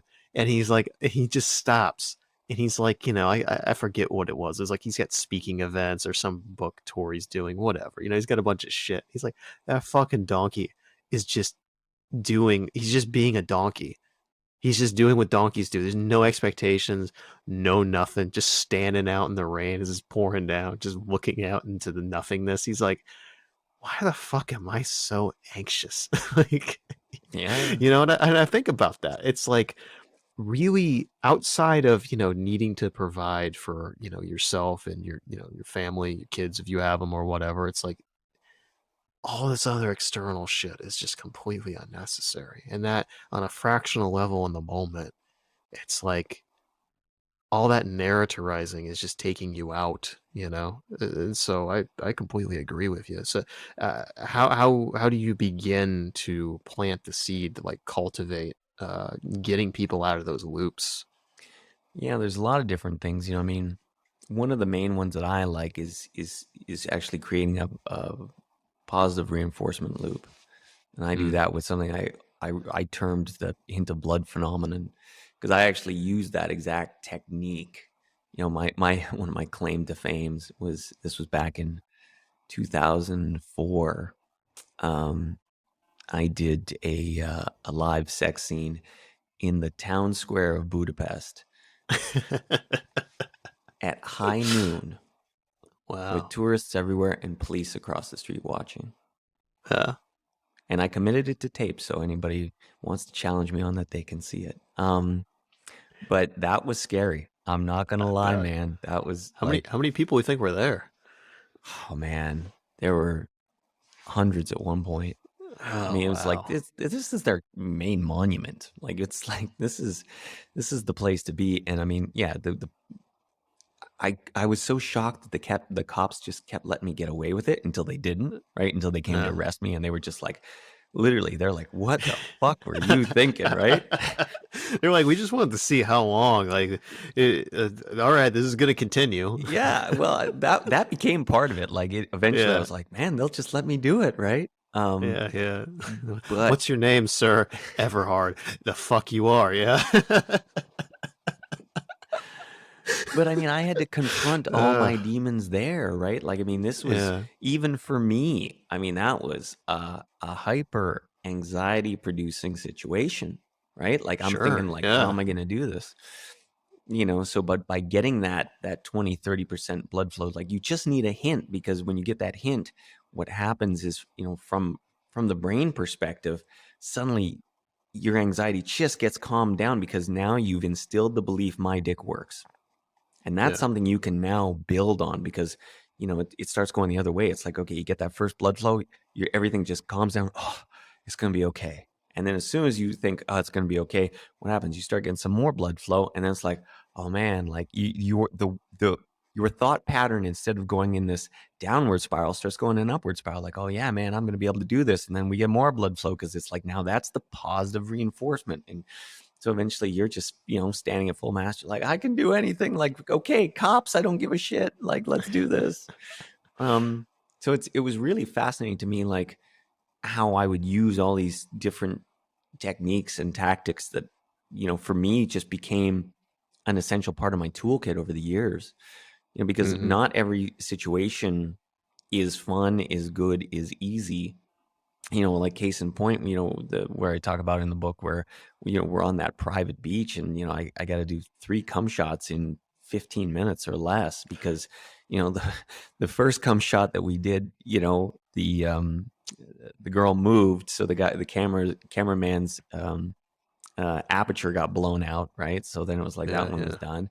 Then we go to do the second one, and because he had been rolling before, he hadn't shut off the camera. So when he picked up the camera to shoot the cum shot, he actually turned it on pause. So then that was number two. And and I mean, imagine the poor guy, right? I remember he Yeah, threw his yeah. cap down, is stomping on it in the in the sand, screaming, right? He's like, Yeah, yeah. fuck. And I was just like, oh man, just get me my lube. I've We been can in do that this. position before. With my agency, we were a creative agency and we did a decent amount of video work, and there was once or twice where like we just got gold and like it wasn't recording, or we had some sort of, setting off, and you're just like, oh my fucking God. It was just as bad. And then you got to go back and tell like, can we do it again? And they're like, you gotta be kidding me. It's just, yeah. And particularly something like that where it's difficult to do it again. But that was the meaningful thing, is like, you're just like, all right, I'm gonna make this work somehow, and you pushed yourself, and I Yeah. think that's a huge takeaway. Um, was that experience like meaningful at all to you, or was it just kind of an interesting little journey along the way? But like, did that actually stick with you at all? Which experience? Well, just being on the beach and like being able to like conjure that. Like, I'm assuming, on one hand, like that seems like one of those things that is probably routine for you, but I've had experiences that are routine, but they kind of act almost as like flags, where you're just like, oh, okay, well, this actually says something more interesting about me. Like, I now have the mental fortitude to be able to have control over my body and my mind to this degree. So even though on paper you've probably done shit like that a billion times, that to me kind of seems like that potentially could be one of those touchstone moments where you're like, you've just been doing it so long you don't think about it. But the kind of externality, like the kind of, just the setting and the experience and whatever, like I don't know, was that a meaningful experience at all for you? Yeah, I mean, in the sense of like what you're talking about was true. Like I had saved the show so many times before that. I mean, that's why I was picked to go on the trip, right? Because Mm. you know when we would go, because you got to remember this time too. Like it was so unique because we were shooting in Latin America. We're in Dominican Republic. There's no agency. There's no infrastructure. My buddy Wow. Yeah. literally went there 3 weeks beforehand, started talking to some pimps, some prostitutes, some cocaine dealers, you name it. He's like, hey, I want to shoot a movie.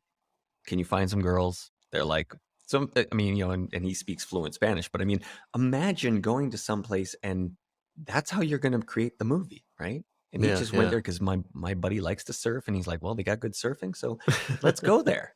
And I'm Yeah. gonna create a movie.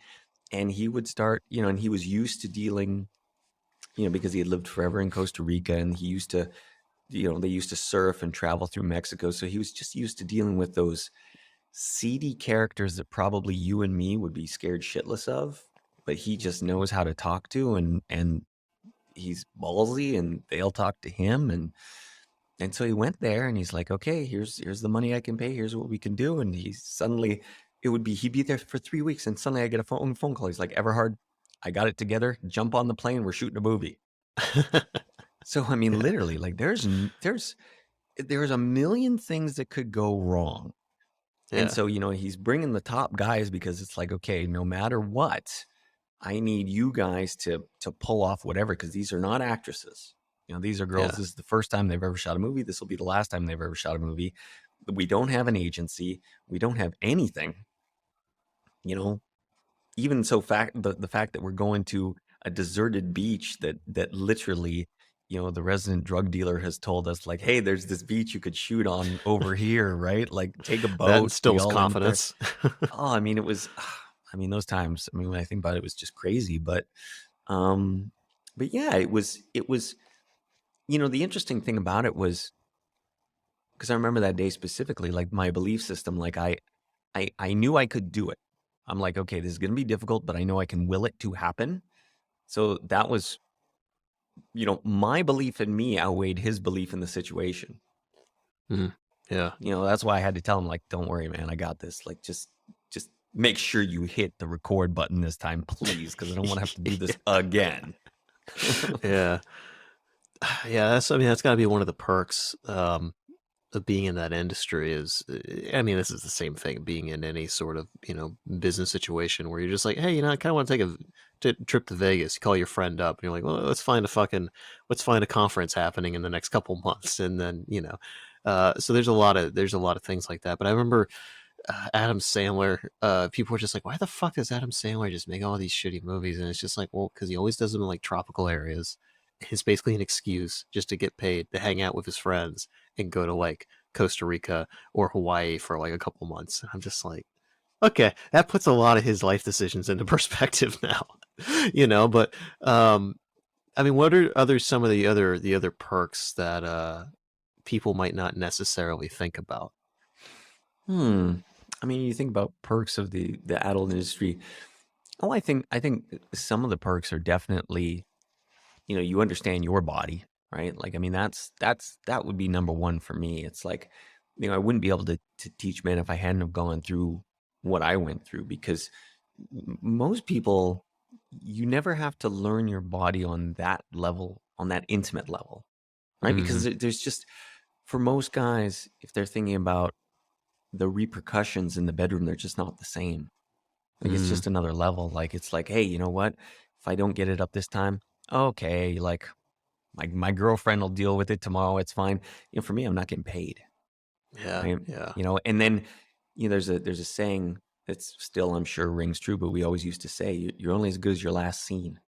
yeah, So you yeah. could have guys that, they were, I remember one in particular. I mean, there was a kid, him and me, he got in the business a year before me in LA. So we got in probably at the same time, but I started in Canada, he started in LA. And I remember when I first got to LA, he was like the big new star, right? Everybody's like, oh man, like, this guy's on set.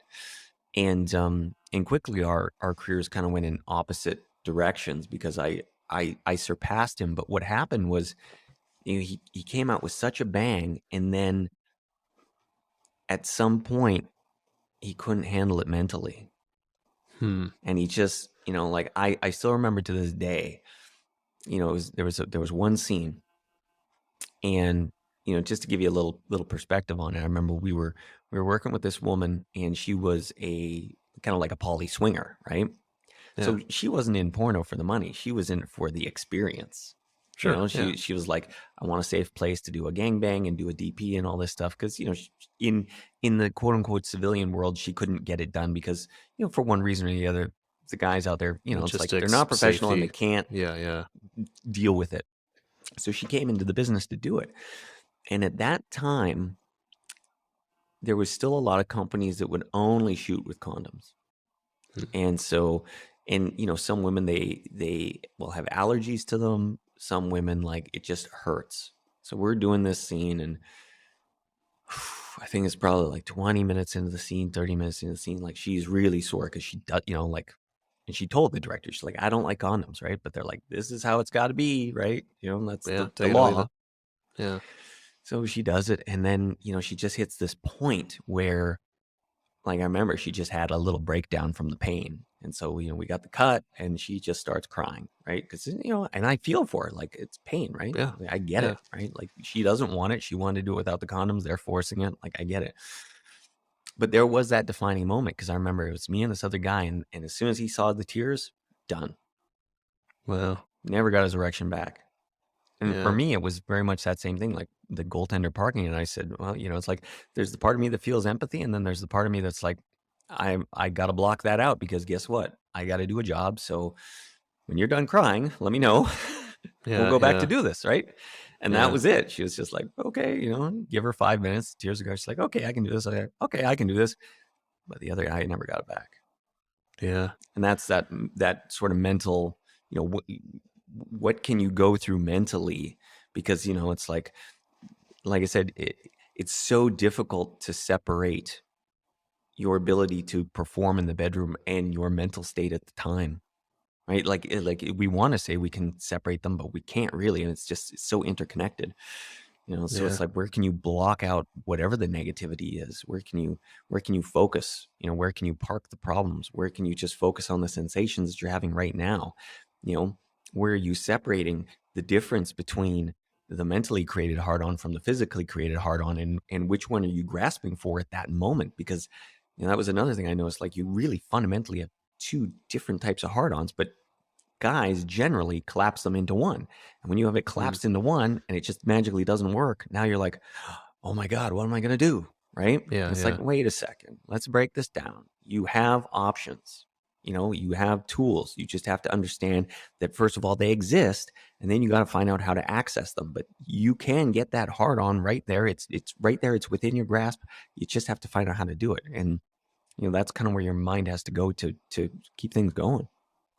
Yeah, it's interesting because I mean, like, really, what you're doing is you're breaking down things that seem um like kind of seem almost like nebulous. Like, there's these things that are just in the abstract, in the ether, like, oh fuck, I got a lot on my mind. Like, I can't tonight or whatever. And you're breaking it down to the very simple steps in a way, and being like, okay, how do we change? How do we get ourselves out of this hole? And how do we get ourselves in a better mindset? How do we build momentum? How do we get ourselves out of this loop?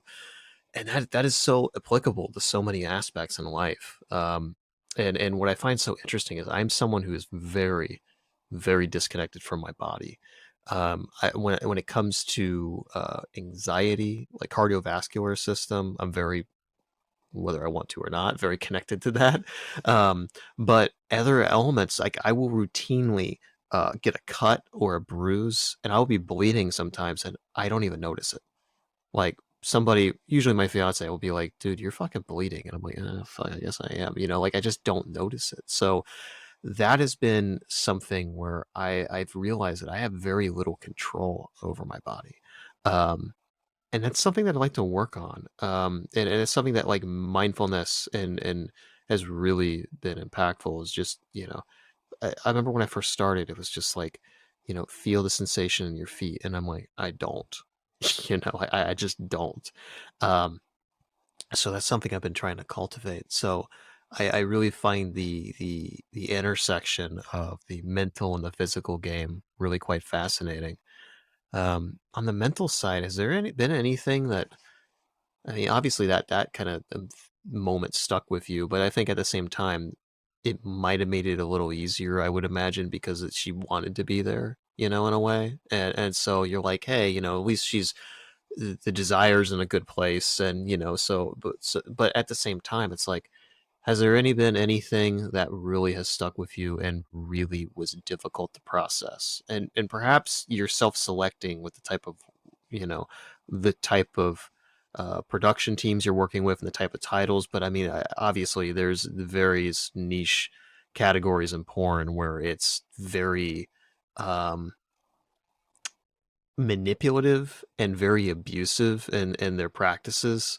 I'm absolutely not saying about the industry as a whole, but there's definitely like certain sections of that. Mm-hmm. So maybe you haven't really had a lot of experience with that. I'm not sure, but um, I that have and definitely I seems like it's haven't. self-selecting. I have and I Yeah. haven't. But I mean, if I was to think about one instance that still, I'm like, that was a tough one to process. And it was tough to process for two reasons. Yeah. For one, the girl loved it and asked for it. Hmm. But even from my moral standpoint, it went way the fuck too far. That was really difficult. Yeah. Because it was this girl that she was directing the movie. Oh wow. Yeah, Okay. and it was a gangbang, and I've never seen a woman beaten that hard on set ever. Wow. I mean, for sure, those marks didn't go away for 6 weeks. Wow. So she came up with the premise Yeah. and directed it. Mm-hmm. Wow. Yeah. Oh yeah, yeah. I mean, literally almost bleeding. Wow. I mean, I'm at one point. At one point, she asked the guys to, like, there were these pool cues because it was like in this set where there's a pool table, and they started Sure. using the pool cues. One guy hit my finger with it because I was anchoring the DP, and like she's on top of me, almost broke my fucking finger. I was like, Jesus. I mean, he got the death stare from me. I was like, you fucking even so much like I Yeah. was, but I mean, like, so I know how hard she was being hit. Okay, Yeah. I Yeah. mean, I mean, like I said, like we're talking welted. This stuff is not going away for like 6 weeks, and Yeah. she thinks it's the best thing since sliced bread. So it's like, because that was the only, like, you know, I'd done a lot of scenes. I was like, okay, whatever. But this was the one time I remember looking at a buddy of mine. I'm like, we're all going to hell for this one. This is like, Yeah. Yeah. this is too much for me, right? I've Yeah. been doing this Yeah. for a long time. This is way too much for me. And and it, like I said, that's where the other side of it is. It's like she's directing it. Yeah. This is what she Yeah. wants. So how do you start to rationalize that one in your brain, right? Because Yeah. you know, I'm sitting here going, this is not in your best interest, sweetheart. Are you of sound mind to be doing this? Yeah, because I mean, it's one thing like that kind of more manipulative end of the spectrum. You can kind of see how someone might be kind of bait and switched, or financially manipulated, or whatever. But so that's one thing, and that's fucked up in of its own regard. But to be like, uh, I willingly have conceived, thought about this, actively participating and enjoying this. Mm-hmm. Look, I am never one to fucking judge. I have Me done a lot either. of shit. Yeah, I've done a lot of shit that a lot of people would think is odd. I mean, even my lifestyle of being polyamorous is something that a lot of people think is immoral. I get it. I will never judge anything that is consensual, but at the same time, as an empath and as someone who has dealt with and has been there for a tremendous amount of people with trauma, um, I'm just like, is there really a healthy way that this can stem from? And That's maybe exactly there my is. point. Like that's Yeah, there was, you know what I yeah, mean? She does have a troubled past. That's for sure. I mean, everybody knows that, right? Like it's not like yeah, her life was roses. But again, that's where you're like, it, it it was difficult for me because it's like, okay, here's what you're asking for, and there's no part of me that actually thinks this is in your best interest. But yeah, this is what yeah, you're asking for, right? yeah, And that's, I think, where it was like I just couldn't process it well because I'm like, you know, it's like the part of me wants to be like, what the hell's wrong with you? Why, yeah, why, yeah, why not just have some nice sex and let's all go home? Like, why all yeah, this crazy shit that I'm personally not into at all, right? yeah, yeah, And and for sure, you know, you'd have at least half or more of the guys that aren't either, right? So, you know, you have a portion of them that might really be able to go into some sort of, you know, because everybody's different spectrums on their sadism, right? So it's like sure, somebody might yeah, be like, oh yeah, this is right up my alley. But for a lot of them, they're like kind of like, well, I'm being told to do this, right? You know, the director, yeah, i.e., her, says do this, so okay, I'll do it. And then you get other people where it's like they're on that level of being extreme. Your moralism really starts to come up and be like, I don't know that this is a good idea. Even yeah, though you were the one telling me to do this, you know, I like I said, I mean, maybe I was one of the only ones that struggled with it, but that messed with me. That messed with me. I can imagine. I mean, I definitely imagine. There's been a couple of women I've been with that have wanted me to do things, and I'm like, look, I'm down to try just about anything, but I'm like, this seems like this is reinforcing some really, really bad shit that I'm just not. It's not even like the act itself was hardcore, like cutting or whatever. I mean, it was just the situation. I'm just like this. I can't. This, I know you're asking for this. I know you enjoy this, but this seems like this is just, yeah, it's something I'm not really comfortable with. And Yeah.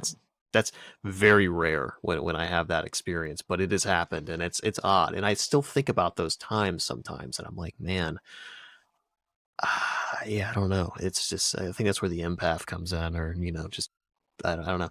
Have you had circumstances where it's kind of like that, maybe not an extreme, and then you see people that you've done things that are a little more perhaps traditional with, and you think they're fine, but then you do something that's a little more hardcore, and they just clearly are into it, a lot to the degree where it kind of makes you look at them differently? Hmm. I've never really come across that so often because at least this has been more my experience, at least. And of course, it might be more because of the industry that I'm in, and things just tend to be transparent, but Sure. you tend to get a real sense on people really quickly. Like Mm, they're either a little bit crazy and really adventurous, or they're really not. And so for me, that's sort of mapped out to how their character was when I met them. mm. Where I'm like, That makes okay, like, sense. this girl's very, you know, standard issue from, what she would like, where she'll try some things, but they're not into something way out there crazy. And then you meet certain girls that you just meet them, and you can, just from a personality perspective, you're like, okay, this girl's pretty out there. And then Yeah, usually it maps pretty good. yeah. Um, so I would say, probably there was only one girl that I can think of in the past. But I think, you know, there were some, I think she had some sort of like little mental issues, because she was the type of girl that like hardly spoke to anybody beyond submissive. And then she went on to do some of the craziest stuff out. Like, so if you met her, you just knew she was off in some way, but it Yeah, wasn't like yeah, she came across as some extrovert crazy. She was just like, okay, what's wrong with this girl? In a sense, like, she yeah, doesn't talk to anybody, she doesn't do nothing. But then, if you put her in the sexual space, she was highly submissive and would just do whatever anybody said. So it was yeah. like, it's really interesting when you kind of unpack how everybody's psychological profile with their sexuality is so different too. Oh, Because for sure. I Yeah, mean, like, if I were to look at myself and, like, what I like, I'm like, man, I'm so vanilla. Like, yeah, I mean, I've seen so much stuff, but I'm like, if people were to say, okay, like, have you defined what you like? I'm like, oh yeah, my likes are very, very vanilla compared to how some other people are. yeah. I mean, I'm the same way. I've tried a tremendous amount of Oh yeah, shit, but most of the time, I'm like, all that it feels like it's too much work. like, it's just like it just seems like expansion packs that you can kind of do every once in a while, but it kind of takes away from the emotional core of like the experience. To me, it's almost like a lot of that shit is like a buffer in between you and the other person. That's just my take on it personally. For some other people I've talked to, it's completely fucking different. So well, I think it's also, let's look at your base level of what you're trying to get out of it, right? sure, Like, are yeah, you just, because I always look at sex, you can look at it through basically four different lenses, right? So you can look at it through the physical aspect, the mental, the emotional, or the spiritual, right? yeah, And so my lens that I tend to see sex through is very much a physical one. So from that perspective, it's like, well, does this feel good? Like, yeah, that's yeah. that's that's the base of it. Are we doing, does it feel good for both of us? If it Hmm. feels good, awesome. If we have to throw in all this clutter and this, mental, anguish, or, crazy stuff, or some horrific, horrible feeling position that looks cool, that, like, it's all like, this is taking Yeah, away from our pleasure, right? So yeah, why do we have it? But then you have people where it's like, well, they may do that because the pleasure isn't the piece, it's the mental part, it's the emotional part. Like, they want to trigger those, right? So maybe they'll get into the role play, or the games, or the crazy pain inducing things, because it's going to create a different mental state or create a different emotional state. And that's not me. It's just like, hey, yeah, is what we're doing, does it feel really good for both of us? So I come at it from that lens. So I think, which one of those four lenses you're viewing the sexual act through, I think that's gonna matter a lot for how you're approaching it too. for sure. You were talking about the woman earlier that just seemed like she was dealing with mental illness. As someone who deals with mental illness, and I'll use the kind of analog entrepreneurial space. There was a study that I saw that like 70% of entrepreneurs have some sort of mental illness that they're dealing with, and I think it was like 40%, something like that, had two or more interacting. I mean, I'm someone with three, and it's prevalent. I would say the majority of entrepreneurs that I've met have ADHD. A tremendous amount of them have anxiety. Even people that I've met that are extroverts, that are very confident when you put them on the spot. Behind the scenes, they're extremely anxious and they're really hard on themselves. But if you just met them, talking over coffee or in a boardroom or whatever, they're fine. You wouldn't even see it. I'm kind of that way where, like, if I'm doing a presentation or I'm talking with a bunch of people, like, I got it, super charismatic. I'm just talking how I am now, calm. But then, but before I'm like, and I'm overthinking it. So I've noticed a strong correlation of mental health issues in entrepreneurship. And I think a lot of it has to do with control. I think that people that are driven, a lot of times they come from some sort of traumatic event, whether that be poverty, whether that be, abuse or whatever. There's a lot of overachievers. And like I was saying earlier, that's definitely me. Like, I was using this. I mean, now it's like I'm an entrepreneur because I want to do shit that matters to me and I want to cultivate the lifestyle that I want. And it's a chill lifestyle now. So I've been able to come, after 20 fucking years, I'm in a healthy spot. But for a while there, it was the opposite. So I say this through that lens because I feel like a lot of people would be like almost picking on the porn industry or whatever. And I'm not trying to do that, but I, it's also pretty evident to me that there's a lot of people that get into it, and perhaps it's more on the amateur side or the fringe side of things. But how how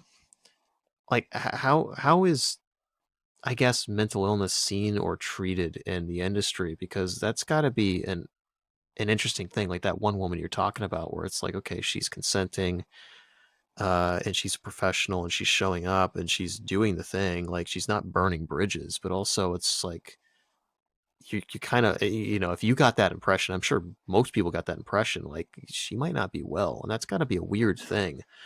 Because I see that in the entrepreneurial space. I'll meet another founder and I'm like, dude, you're crushing it, but I feel like you're burning the candle at both ends and you're really hurting yourself, and that's a weird thing for me to interface with. Like, Well, yeah. So I'm going to touch on that because what you said is a very salient point, and it's something I've said before. Probably there's going to be some people that disagree with me, but fundamentally, nobody that gets into porno like has necessarily good mental health.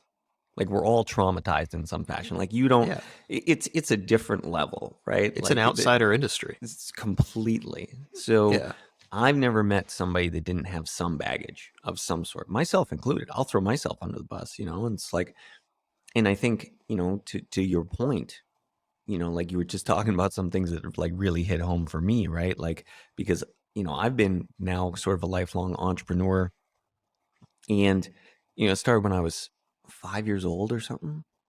And yeah, the problem, well, here's the only problem is my family, because they weren't from entrepreneurs, there was nobody there to, water the seed and make it grow. I yeah, remember yeah, I was like 5 years old, and it was Halloween time, and I was like sitting around my house and I was making these little ghosts. Okay, you imagine like a 5-year-old kid, right? So it's yeah, like, yeah, take a ball of Kleenex, make a ball of Kleenex, right? Put the Kleenex over top, get a string, right? Tie it around, yeah, yeah. two eyes and a mouth, boom, got the little ghost, right? So I made these, and then to this day, I don't know what possessed me, but I made a whole bunch of them, and I started going door to door. And I was gone for, I don't know, for an hour, right? My mom's like, where the fuck is he? I come back home and I get this handful of money. And my mom's like, where'd you get all that? And I was like, I was selling the ghosts. And she looks out, and these fucking neighbors have my little ghosts hanging in their window, right? I'm 5 years Yeah, old, right? yeah, So, yeah. the only thing was, they never necessarily saw that and like pushed me, because if it had been like a real entrepreneur family, they'd have been like, okay, we Dude, gotta I put would this have been kid in so something. fucking proud of you. I would have been like, holy shit. Yes. Yes. Like, yeah. Yeah. So I see those things too, you know, and it's like, have you ever done the Big Five personality test? Yeah, it's been a long time. I don't remember what the hell I am, but yeah, I Yeah, did at one point. but it's funny because I score really high on neuroticism Yeah, and me I'm too. I do remember super that. low on agreeableness. Like I am a Interesting. disagreeable motherfucker, right? So it's like, so so picture that on one hand, Yeah. I've got sky high anxiety all the time that I have to deal with, and I can be aggressive at times for no real reason, right? And I'm super Yeah. disagreeable, so you can't tell me what to do. It's like, okay, find me a regular job that's not going to fire me, right? It's just Yeah, not yeah, yeah. possible. Yeah. It's hard. But yeah, I mean, But if, yeah. if we're looking at the porn industry, I mean, yeah, I mean, there's you you'll have people that come from all different walks of life. So it's like, you know, when I use the term, you know, people have baggage or trauma, like it's not always bad like some people think. Like they're always like, oh Sure. man, like the uncle must have raped her or this or that. No, I mean, so many times it's like, hey man, you know, they had a bad high school where everybody picked on them. You know, Yeah. me, I was a fat kid growing up. So Mm. all mine stems from the fact that I was the last guy picked for school sports my entire life Mm. until, you know, I get to high school, I discovered bodybuilding, I got into dieting, and then like, you know, I transformed my physique within a couple of years to where, you know, my first girlfriend didn't recognize me. Wow. You know, there was this super hot girl that I'd like lusted after when I was like, you know, in grade school, and I was working at the time. I was working a job at the local Safeway, and you know, she comes walking through, and I'm like, hey, how's it going? And she's like, who's this guy talking to me? Like she had no clue. Like, remember we were in school together, and you know, I'm like, hey, it's Mitch, and she's like, her jaw dropped to the floor, and she gave me her number. I was like, how does this work? Like, this never happened to Yeah, me yeah, before, yeah, where they yeah. just give you your number, like, call me. You know, and that was the first thing where I was like, okay, like life can change. You know, life can change for you dramatically if you know, put in the work to change yourself, you know, Yeah. and everything is malleable. You know, it's like, well, you can change how you look. You can change, you know, what you know. You can change how you perform. You can change the way you act. You mean everything. There's so many aspects of ourselves. If you're willing to go down that self-development path, there's so Yeah. many things you can change. You can always get better, always, right? In Yeah. some fashion, right? Even if we look at, you know, when I look at myself from a performance aspect, right? It's like, okay, well, you know, as a 45-year-old, can I perform the same way as when I was 26? No. You know, it's like, okay, you lose a little step, right? But then you also learn how to perform things better with less effort. So Mm. it's Yeah. sort of, you know, you still balance it out even as you get older. Like, okay, Mm-hmm. how can I do the same things? But even though I don't necessarily have the same level of hip strength, I don't have the same things going on, I can still do it. Right. And you see that in sports. I mean, you know, come on, Tom Brady isn't the youngest guy in the world, but he can still win a Super Bowl. And it's not based on just strength, because I guarantee you there's younger kids way stronger than him. You know, Yeah, but for it's sure. he manages what he's got better. For sure. And that's a difficult thing. Like when I talk with a lot of younger entrepreneurs or, you know, people that are junior in their marketing career, like they deal with imposter syndrome. It's really, really rampant. And you know, they talk about like, oh, I've been doing this for 5, 6, 7 years and like I still struggle with this. And I'm like, that's a good thing. And they're like, what? And I'm like, over the last couple of years, like what has been your trajectory? And they're like, well, I did this, I did that, I got promoted, and I did this, I did that. And I'm like, so you're constantly putting yourself in new circumstances, right? And they're like, yeah. And I'm like, so you're constantly challenging yourself, right? Like, yeah. So I'm like, your ability to handle the shit that you're doing is constantly going up, but the challenges that you're giving yourself are constantly going up. And if you're doing it right, it's basically like a pyramid. It just keeps going up, you know? If you ever get to a point where you just got it on lock and you're never worried about anything ever. It's like, to me, that's a signal that perhaps you're not pushing yourself enough. You know, I get really worried. I think, you know, it's like that David C. Baker thing. It's like, even if you're 99% confident, you still got that 1%. It's like, maybe I'll be found out. It's like, I think that's kind of healthy. You know, it keeps you on your toes. And I think from an evolutionary standpoint, it's like, makes it so that you don't get too comfortable and, you know, lions come and fucking attack you when you're not paying attention or something, you know? So, I I want to pivot slightly on a couple things that I wanted to touch on. How how common is like in the industry like being aromantic or polyamorous or any of that stuff? Hmm. It's interesting because what I've noticed, and I'm just this is just what I've always seen that would Yeah, shock people. You do find a lot more, I'd say, actors and actresses that are really actually monogamous. yeah, yeah. Like it's way more common than what I've seen than on the other side, at least from what I've always seen. Um, and that would definitely manifest itself in, a lot of jealousy and stuff. But it's very specific jealousy because nobody ever has a problem with someone going to work. Air quotes Mm-hmm. work, right? Because you understand it, like that's work. But work ends when the scene is finished. And Mm-hmm. yeah, I would say people would probably be shocked how many actors and actresses are truly monogamous in their relationships outside of what is considered work, much less swinger poly types than you would expect by that type of work, definitely. And I'm not sure why that is, but Yeah, it's that's definitely interesting. something I've noticed. Yeah, and the reason I ask is because as a poly person, it's like I was thinking in the context of like there probably being a pretty strong overlap.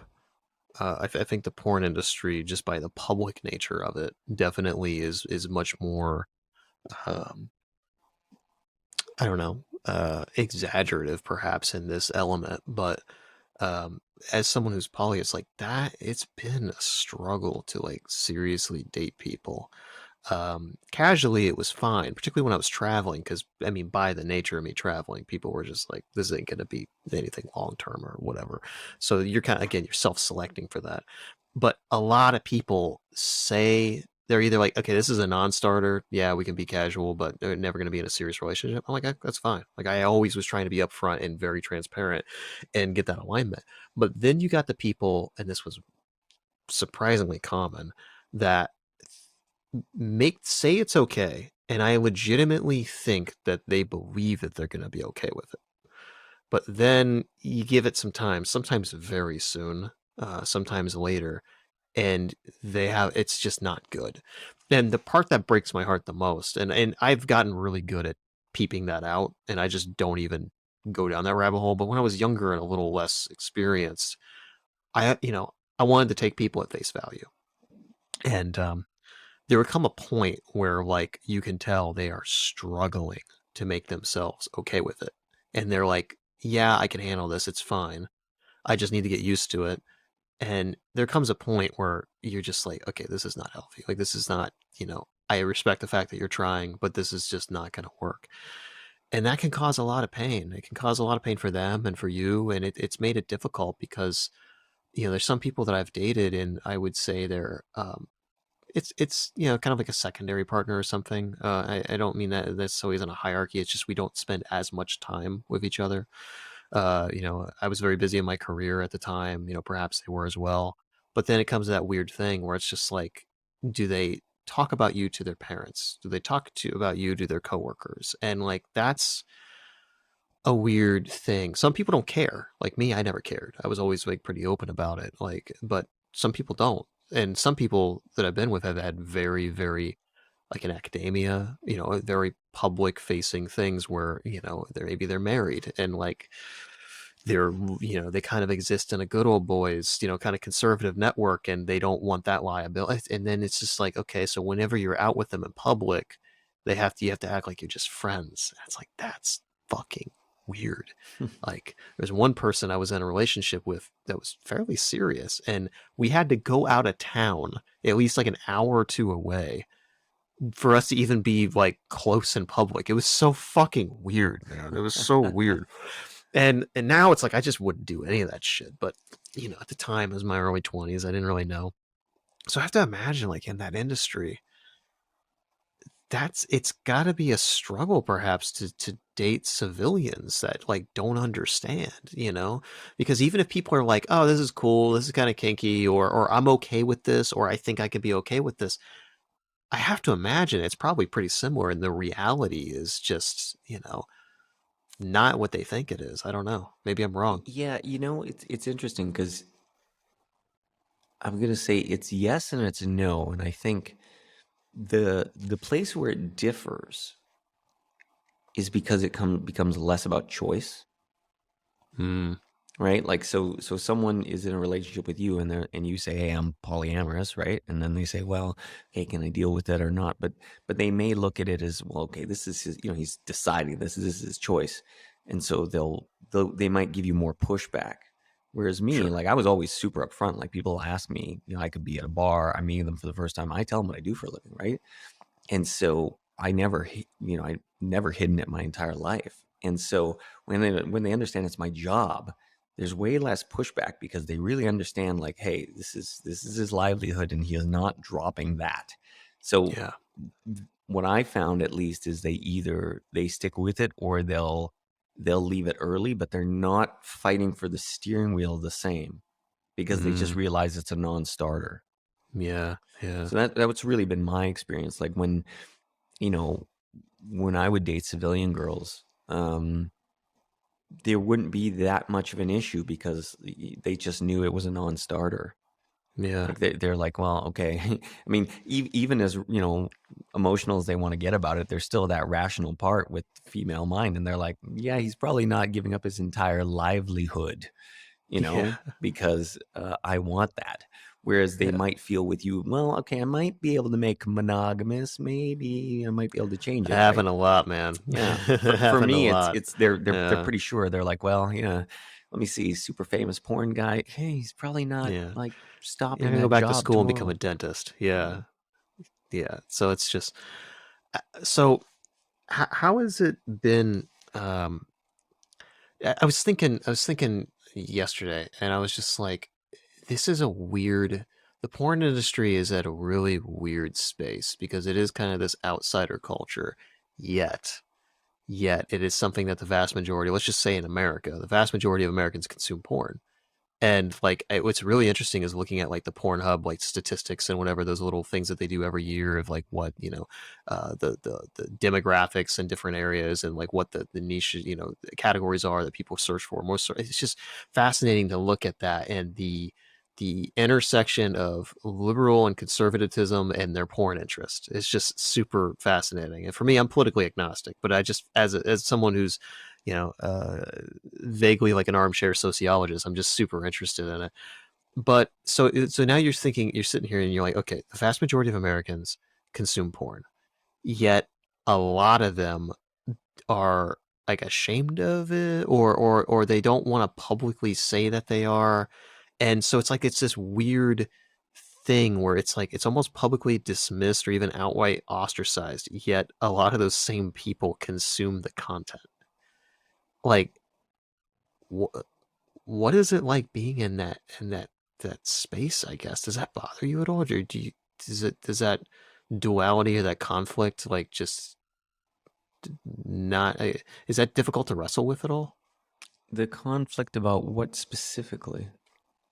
Like the fact that people consume the content yet there's this kind of like social stigma to it where like people feel like they can't talk about it publicly, which Mm, is just really odd to me. yeah, it's interesting. I mean, I understand it. So, I mean, I just accept it for what it is, right? Sure. The fact that that's never really changing. I don't believe it is. And, I'm much more of a centrist, from that perspective when I look at porn as well, right? Because, there's the one aspect where I'm in it, right? Yeah.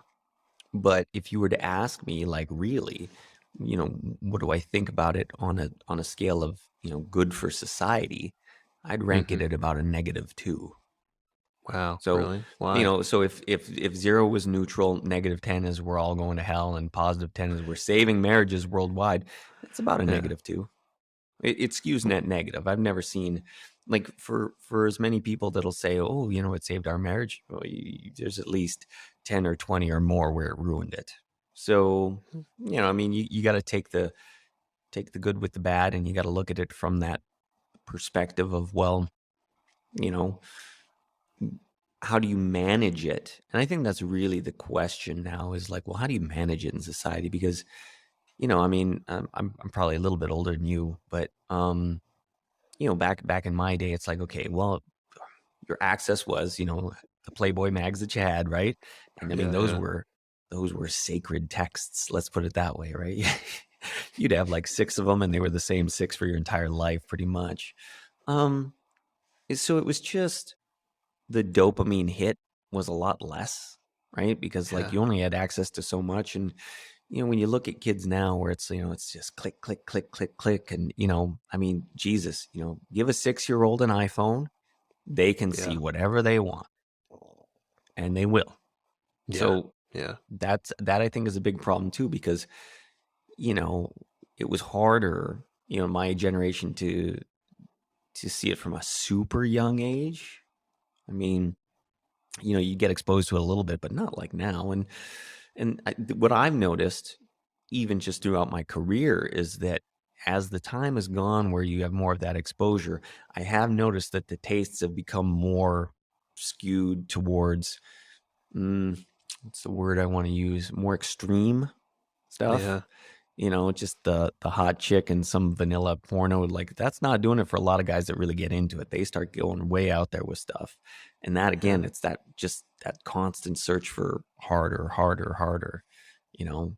Um and that I think also plays into why now you get so many of these young kids that are all on the drugs, because, they have a, a rabid fan base that wants to see something that their performance skill set cannot do, right? And especially when you look at the glut of things, because pre-internet, there was, like I said, there was probably, if we were looking A-lister guys when I was in my prime, we probably had 6 to 10. So kind of picture yeah, that, 6 to 10 top actors for the worldwide consumerism of porno, right? And yeah, so it's yeah, like, and back then you only had so many companies. They were all producing in the San Fernando Valley. There was no internet. Like, when you had the internet, it exploded. And so now you have all these different companies, and they want to sell content, because especially at that time, there used to be a real segregation, that the two businesses were completely separate. The DVD VHS side and the internet side, they didn't even talk to each other. They were so yeah, different. yeah, And it's funny, because we used to really look down on the internet guys. Ha ha ha, how that turned out badly. But I mean, we yeah, did, because you had, that was the business for what, 60 years, 70 years, right? And we understood it. yeah, And you had these new guys, they didn't understand anything about creating it. They created crap, but they yeah, knew the yeah, fuck how to market it. And that was the yeah. big change, right? Like, they didn't know what they were doing production wise at all, but they knew how the internet worked, and they ended up winning that game. So, Yeah, it was back in the God, what they used to call it e-whoring, where like you would basically have, there's a lot of it. I mean, I don't need to tell you about all the fucking bullshit, like the pre-checked subscriptions and upsells and all that oh yeah. stuff. And I was in affiliate marketing back then, and it was just, dude, some of the affiliate deals were just ridiculous. I mean, like several $100s a sign up, and it was tempting. And I'm just like, yeah, I'm not getting into all that. But a lot of people that I knew made a lot of money, and there were even people that were going on Craigslist and creating these bots that were basically like, the women be like, okay, well, I need you to verify using this thing that you're real, and then it would do the upsells, and it was just some porn network. And it's just like, Oh yeah, super scammy. it was so fucking scammy. And I think really like that did a lot to probably create a lot of distrust and all that. I'm curious, like I want to kind of transition to what you're doing with the NLP and the coaching, but where do you see the industry going? Because on one hand, like you could kind of see like the traditional, DVD, the high production stuff kind of going away. You can kind of see that. I think if you're an outsider, perhaps just, from the outside, you're like, okay, everything's kind of amateur and whatever else. But then you've also got a lot of these kind of networks that are producing this content. But then also you've got I mean, the fucking, particularly with the pandemic, the rise of OnlyFans and all the other stuff. So it seems like there's a lot of decentralization that's happening. And what the OnlyFans thing is super interesting. So I've seen some YouTube videos where some of those creators are talking, and they're like, a lot of these people that are subscribing, paying a lot of money, they don't even really care about the porn aspect of it. They're more so about the connection, and they like the It's not porn, about but the it's, porn. It's not about yeah, the yeah. porn. So it's like this is a really interesting kind of transition, and I think it kind of feeds into a little bit more with the incel thing we were talking about. I don't mean this in a judgy sense, but I'm just looking at it like it's like people that are kind of outsourcing emotional desires and emotional intimacy in a way. I don't know. It's super fascinating, but how do you see all this going? I guess. Well, so okay, so you definitely hit on something big, and I want to go into that, but let's look at a space that probably you and me both understand really well, right? You know, especially you as an entrepreneur. I'm sure you know lots of people that do super high-end coaching programs, right? Like For just sure. Yeah. entrepreneurs, where someone's selling, their program's 20 grand, 30 grand, right? Like big money. Yeah. What are Yeah. they really paying for? Access and accountability. It's not the information, because they could probably get the information from a $500 program. It's access and accountability. So when you look at, let's pivot that to OnlyFans, why these people, it's the access. It's minus the accountability, but it's that personal, that personal access that they don't feel they could get any other way. Right? So that's how that is set up. What do I see, just from my viewpoint, where I think the future is going to go? I don't have a crystal ball, but I definitely do see it becoming, it's going to become, OnlyFans took over for good and for bad, right? Because on the one hand, I think it's good because, well, certain people got to make more money than they would have. Sure. The downsides of that was always available. So, there's always like sort of a cautionary thing that I see with, with women with that, because, it's like now you got some girls, I mean, they're making, 100 grand a month. They're doing crazy numbers, right? But why are they doing that? Because now someone made something, for lack of a better term, kind of dummy proof, right? Mm-hmm. Because Yeah. the websites that you've been able to do those since the dawn of time.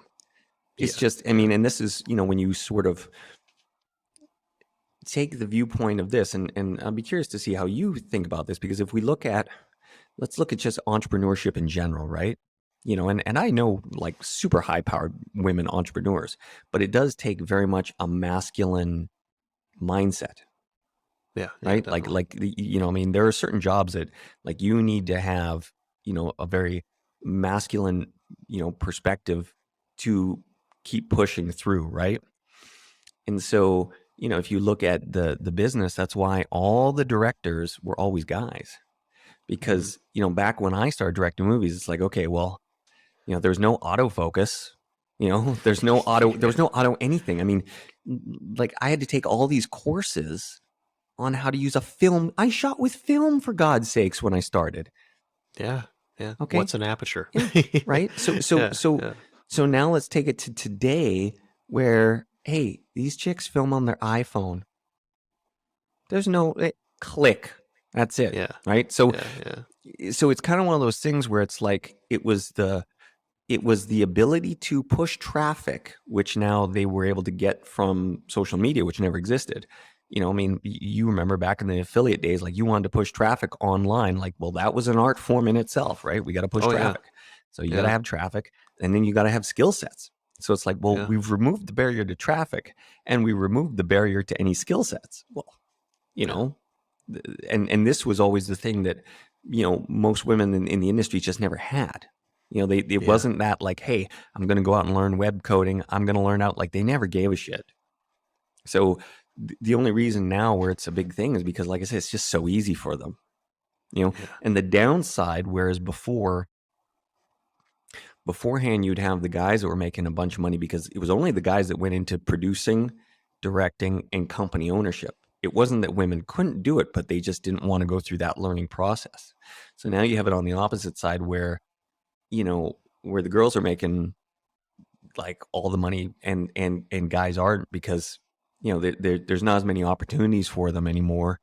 And I mean, that's just how it's going to play out. I mean, most of your mainstream companies, I mean, they might still exist, but they're all sort of dying.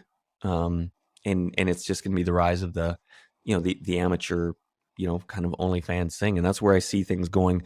Minus, I mean, of course, you got things going on with NFTs, but I don't know how that's going to play out. There's a lot of companies that are trying to get into NFTs for adult and trying to make things have more value from that perspective. Yeah. Because I will say, that was the big change once you had the tube sites that were just ripping off all the stuff and putting it up for free. Like that really from the inside destroyed the porn industry, because you had couple big conglomerates that took over because they were just throwing stuff online and there was no way to police it. Like, especially because, in the porn industry, YouTube will police it for big companies, right? Like, if you were to go throw a Disney movie on right now on YouTube, like, watch how fast YouTube pulls it down. Yeah. These, online tube sites were the ones uploading it themselves. Yeah. So you would go and say, hey, that's my movie, pull it down. It ain't coming down. So and like I said, no government gives a shit. Like, nobody's policing that because it's like, oh, these are the porno guys. We don't care that they're copyright infringement. Like, that's it. So it's a totally different business. Yeah. Back up a little tiny bit, getting a little, they get a little, the P's again. Yeah, man, it's super fucking fascinating. So like with the NFTs, I mean, I don't fucking probably need to tell you, but the biggest issue with NFTs is that people have this misconception that it's just digital art.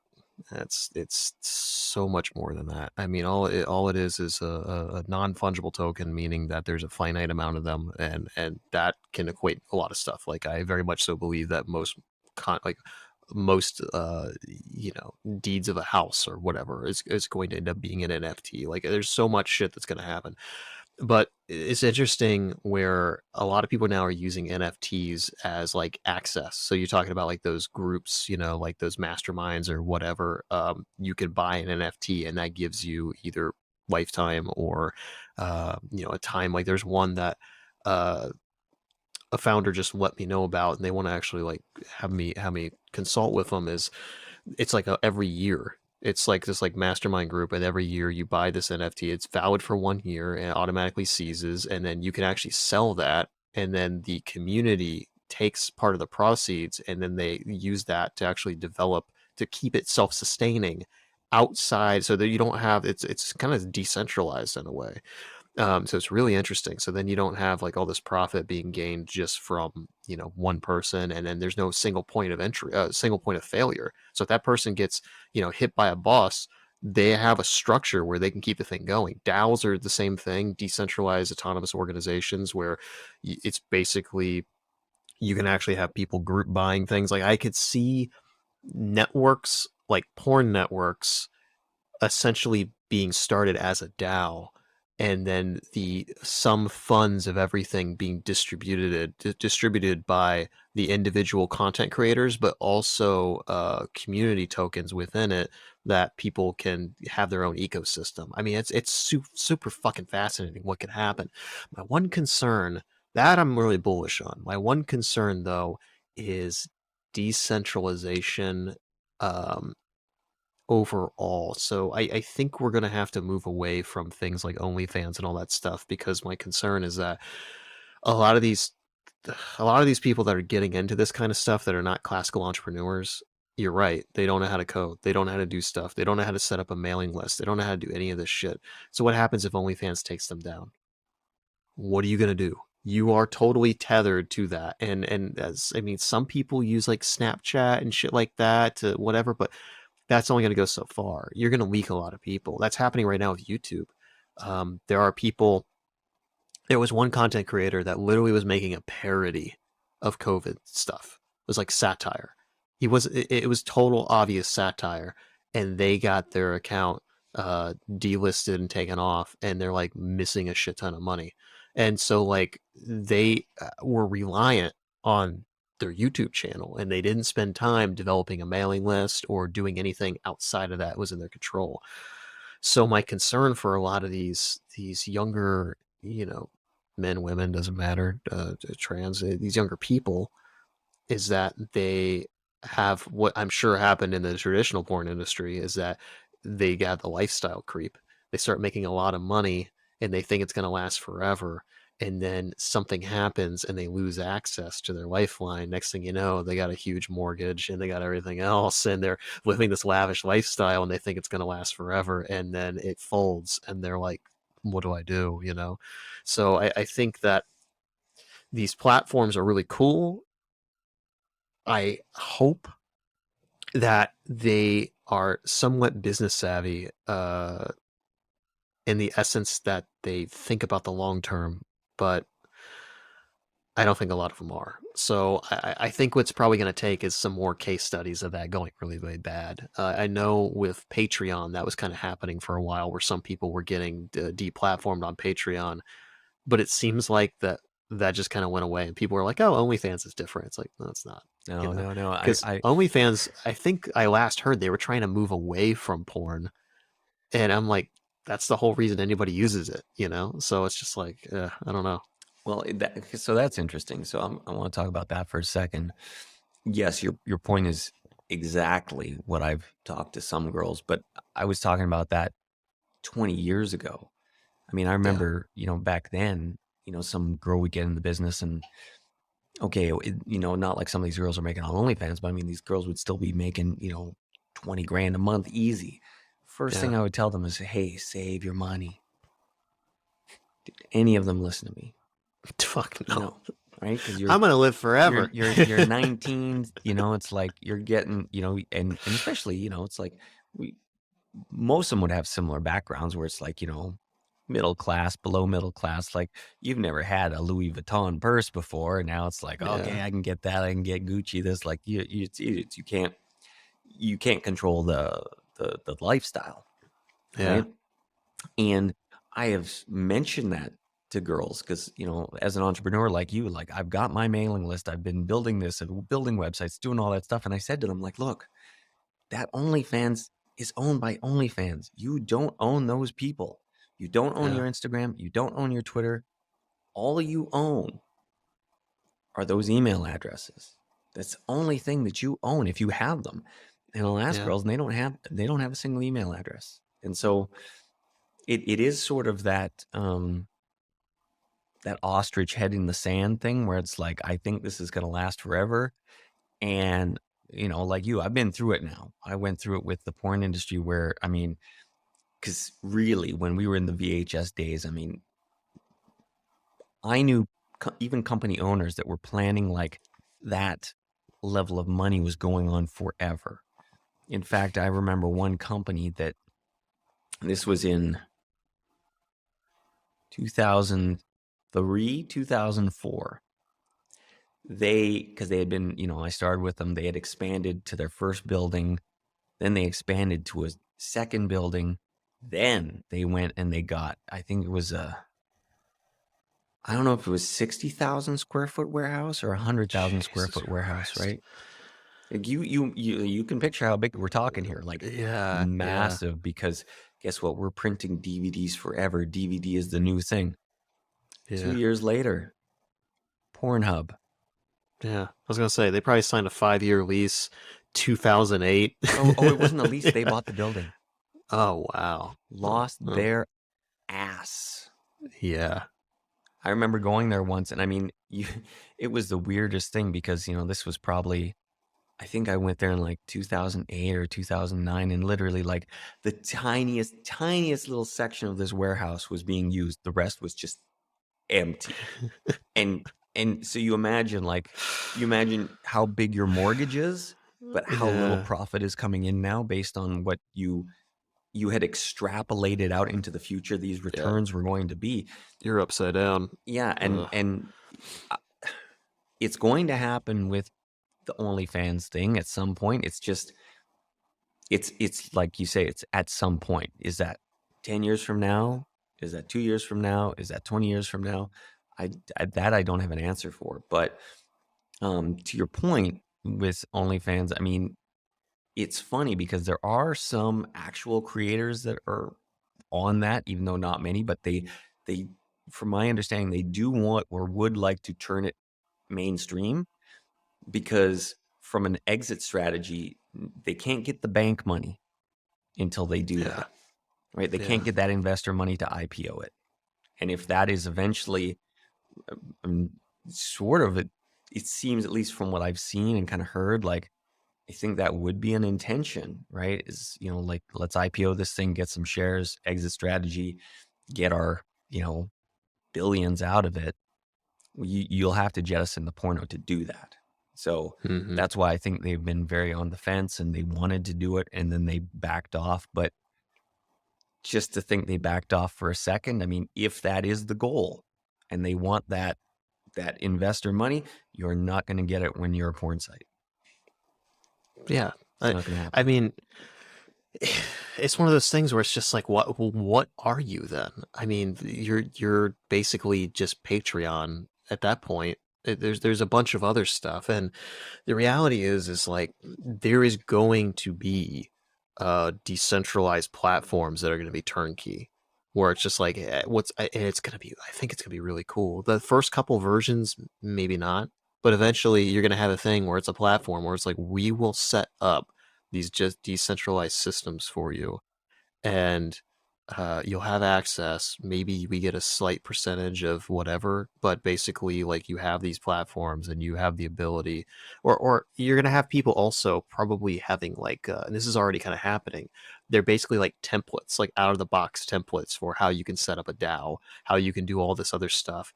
These kind of services are going to happen, and it's just going to remove a tremendous amount of rent seeking, basically. And I'm really curious to see how that happens, because you could automate all of this. Hey, you sign up for the DAO, what's your email address? You get into the ecosystem, and like it's just the payment method is going to be difficult. But once you move into, once everyone is using a Bitcoin or Ethereum or whatever, it's probably going to be Ethereum, and everyone has that, you don't have to worry about dealing with a bank. That's the biggest problem with people, is like, okay, if I'm running this porn operation, you got to have an LLC, you got to have a bank account, you got to do all this other stuff.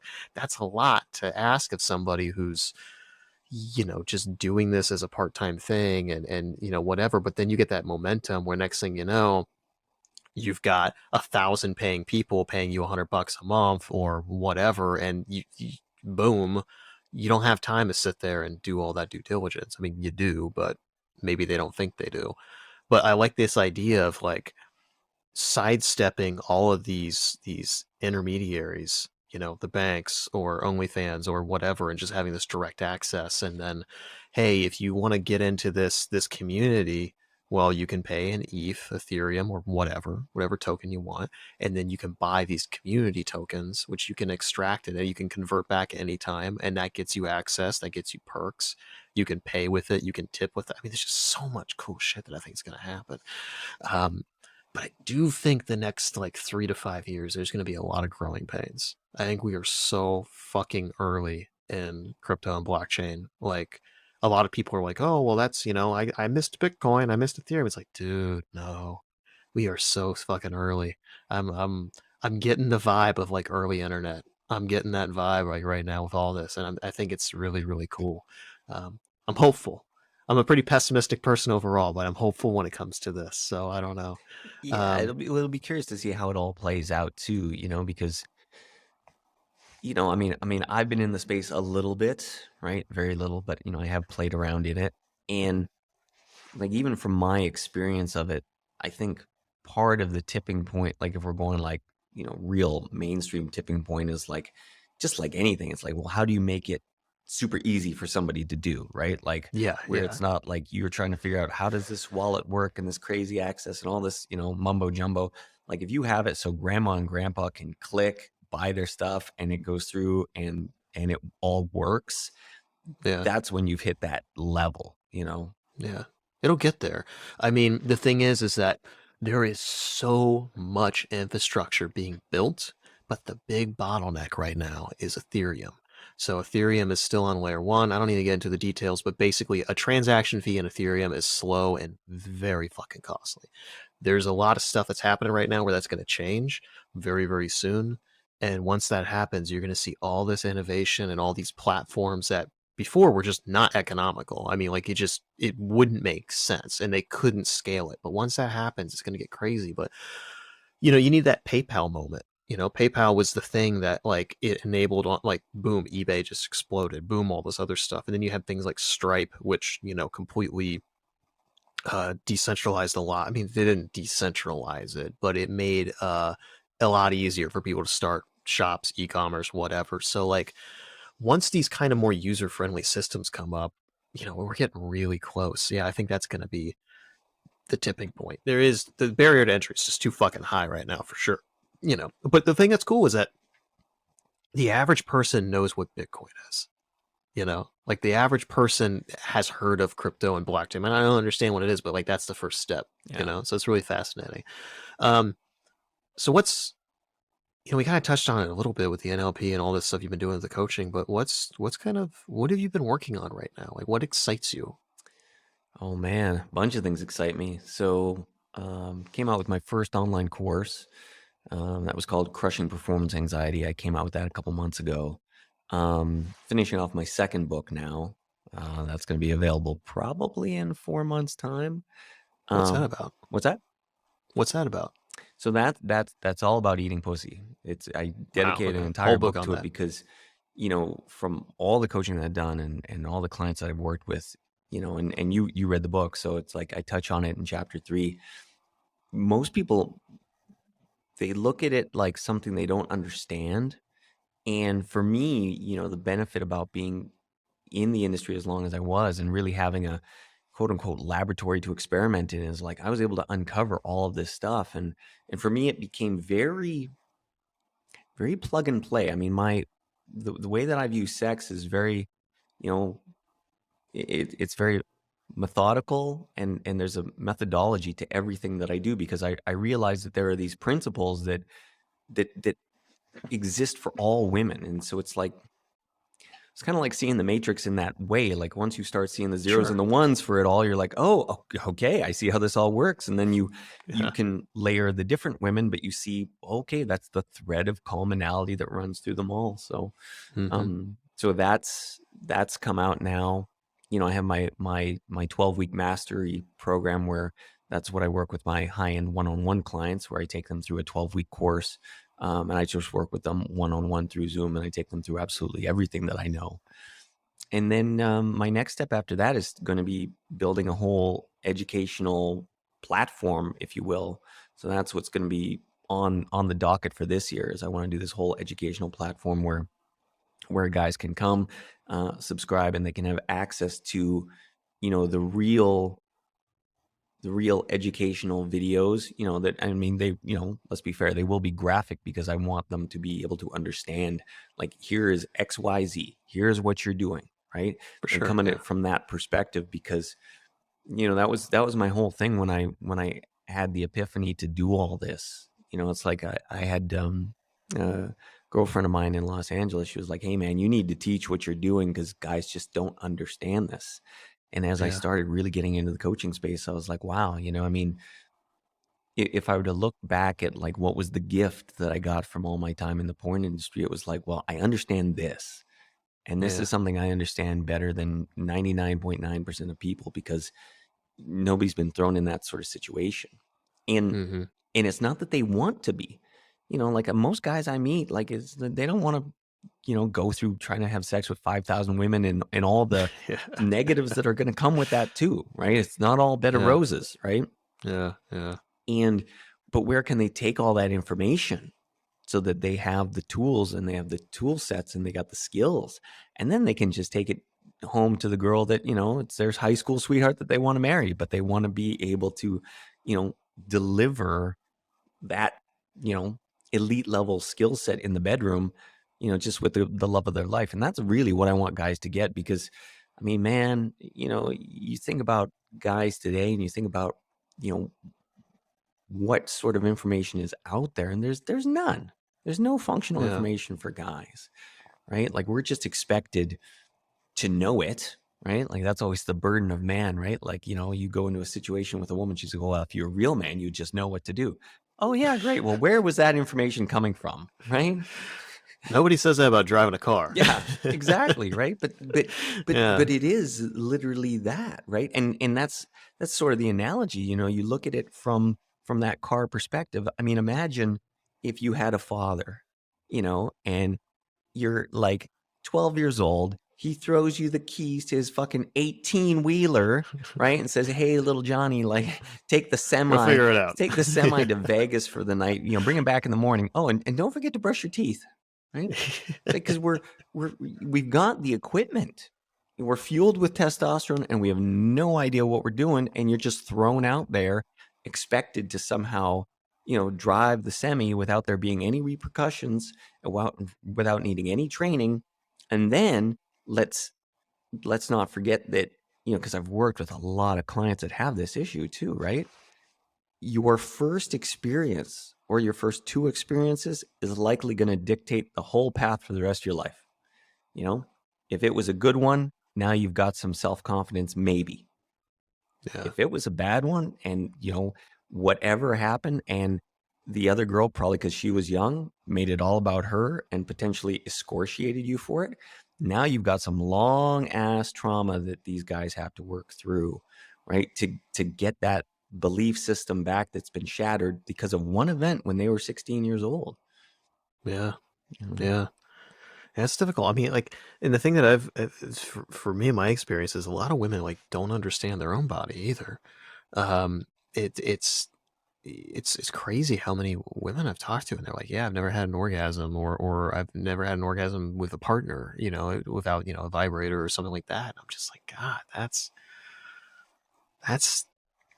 sad. I mean, I don't know. It's crazy. So it's just like that's part of it, but also they don't really know some of the time like what they want or need, and like so even if you have open communication, that's not going to help a lot of the time. I mean, the only real way to figure it out is just split test, just test shit. But some people are even uncomfortable with that. Like it's just odd, man. I don't know. So Well, I think that what you're doing is important. and the problem that some women have too, right, is like, yes, they can communicate openly. They may have open communication, but they do not how to talk to a man in man's language. Hmm. So, you know, it's like, you know, just compare and contrast, you know, a woman's book on sexuality and stuff versus mine, and see which, if you're reading it for a man, what is going to land with you, right? Hmm. Because it's like, you know, in that man language, it's like, okay, we got to do A, we got to do B, we got to do C. How do we do that? You know, and so for my guys, I'm ingraining like, okay, these are the techniques, these are the skills, this is the toolbox that you can use, and here's how you use it, and here's, you know, what you do, and here's why you do it. So I tried to take it out of the sort of ethereal world that it tends to be in the world of the female and bring it down to like, no, here's what we're going to do, XYZ, and we execute. And that's very helpful for a lot of guys because they're not getting that. You know, it's like Yeah. Cosmo's not giving you that. You read Cosmo magazine and they'll say, well, just communicate more. Well, you know what? Communication is not going to make me 7 feet tall. Communication is not going to make me dunk a basketball better, right? So yeah. I need more than just communication. And you got me thinking. Now I want to have a female porn star on and see how much what the overlap and what the contrast is. I'm fucking curious, but um, man, brother, this has been fucking fun as shit. I've really enjoyed this conversation. What last question I sometimes ask people, and it's very open ended, is like, what are you optimizing for in your life? Fun. Yeah. Yeah, I would say when I optimize, it's for fun and it's for purpose. It's two Yeah. things. That's what drives me. But first and foremost has always been fun. Like I love coaching guys. I like creating products. I like writing. You know, these are all things that, like, you know, you don't got to pay me for. I'm gonna do it. And I mean, that was the whole reason I got into the porn industry in the first place. It was like, okay, that was fun, right? That's why I started working at the gym when I did when I was, you know, 18 years old. I'm like, oh man, this is fun. Like I have never chased money. That was Mm-hmm. always my big thing. I'm like, man, I'll piss on money. I don't care. It's like, if I'm doing something fun, then the money will come. But I have to have fun doing it, because otherwise, my entrepreneur mind can't stay in the race, because like, man, there's going to be good days and there's going to be miserable days, Feast and famine. Yeah. It's brutal, man. I mean, me and two partners, we built a resort in Costa Rica, and that took 12 years to build before we opened it. So you imagine, right? Like, how do you, right? Like, how do you stay in the race, right? Oh man, You gotta. I don't think most people understand how long 12 years is when you're talking about something that's not even launched yet. Yeah. Oh, Yeah. God, So man, I've had projects that's been 2-3 years, and that's felt like an eternity, dude. yeah. Yeah. But that's what I'm saying, right? Like, it's like, how long can you stay in the race? And that takes a very, very specific mindset. And that comes back to, okay, what level of fun and satisfaction am I getting out of this? Because if I'm not getting it, I ain't going to last 6 months. Yeah. It's just not, I think it was Dan Pena that said, the person that's going to be successful is who can stay focused the longest. Yeah. Yeah. Slow and steady wins the race. I'm every day. I am someone who is definitely. I like stimulants. I've always been. For me, it's always been caffeine and Adderall and stuff like that. And I never really fuck with Coke much. Coke's something I'm just like. I'd rather have Adderall. Like, I know what I'm getting. It's pure. I can sit there and quantify it. I know exactly how much. I know what's going to do to me. Like, Coke's just it's sketchy. I don't know. I've never really been a fan of it. But I like stimulants. And like now it's like I don't take any stimulants. I don't drink caffeine. I don't consume caffeine. I don't take any sort of thing. And there's always that part of me that's just like, yeah, like I could bust a bunch of stuff out. I could do all this other stuff. And but I'm just like, no, just slow and steady wins the race. Am I going to get as much stuff done short term? Probably not. But over the course of a week, 2 weeks, a month, a year, I'll probably get a lot more done because I'm not going to have tunnel vision, So, is there anything that you think would be valuable to go into? Is there anything that we didn't touch on that you think would be good to dive into before we wrap up? Well, I think that pretty much covers it. I mean, we can always do round 2 at another date and time. So, Fuck yeah, I'm down, man. All right. So how can people reach you? How can people get your book? yeah. So if they go to erikeverhard.com, that's where I have all my stuff. Or they can go to crushingperformanceanxiety.com. That's my new course for men, and it's 8 modules. I included some NLP exercises. I have some hypnosis tracks for men as well. So it's basically everything that I did over the last 23 years to be able to, get hard in any situation at any time, including exactly what we were talking about earlier, where it's like, okay, how did I get hard in front of the cops at the town square? Mm-hmm. It's like, that's exactly the methodology to do it. So yeah, and then they can check me out on Instagram at Erik Everhard Official, or my YouTube. It's the same thing, Erik Everhard Official on YouTube. You got an email list? I do. Yes. Sign up for his email list. Yes. You get 3 free chapters if you do. Wink, wink. So. Alrighty, brother. This has been a fucking pleasure, and look forward to another one down the road. You got it, man. It was awesome. Thank you.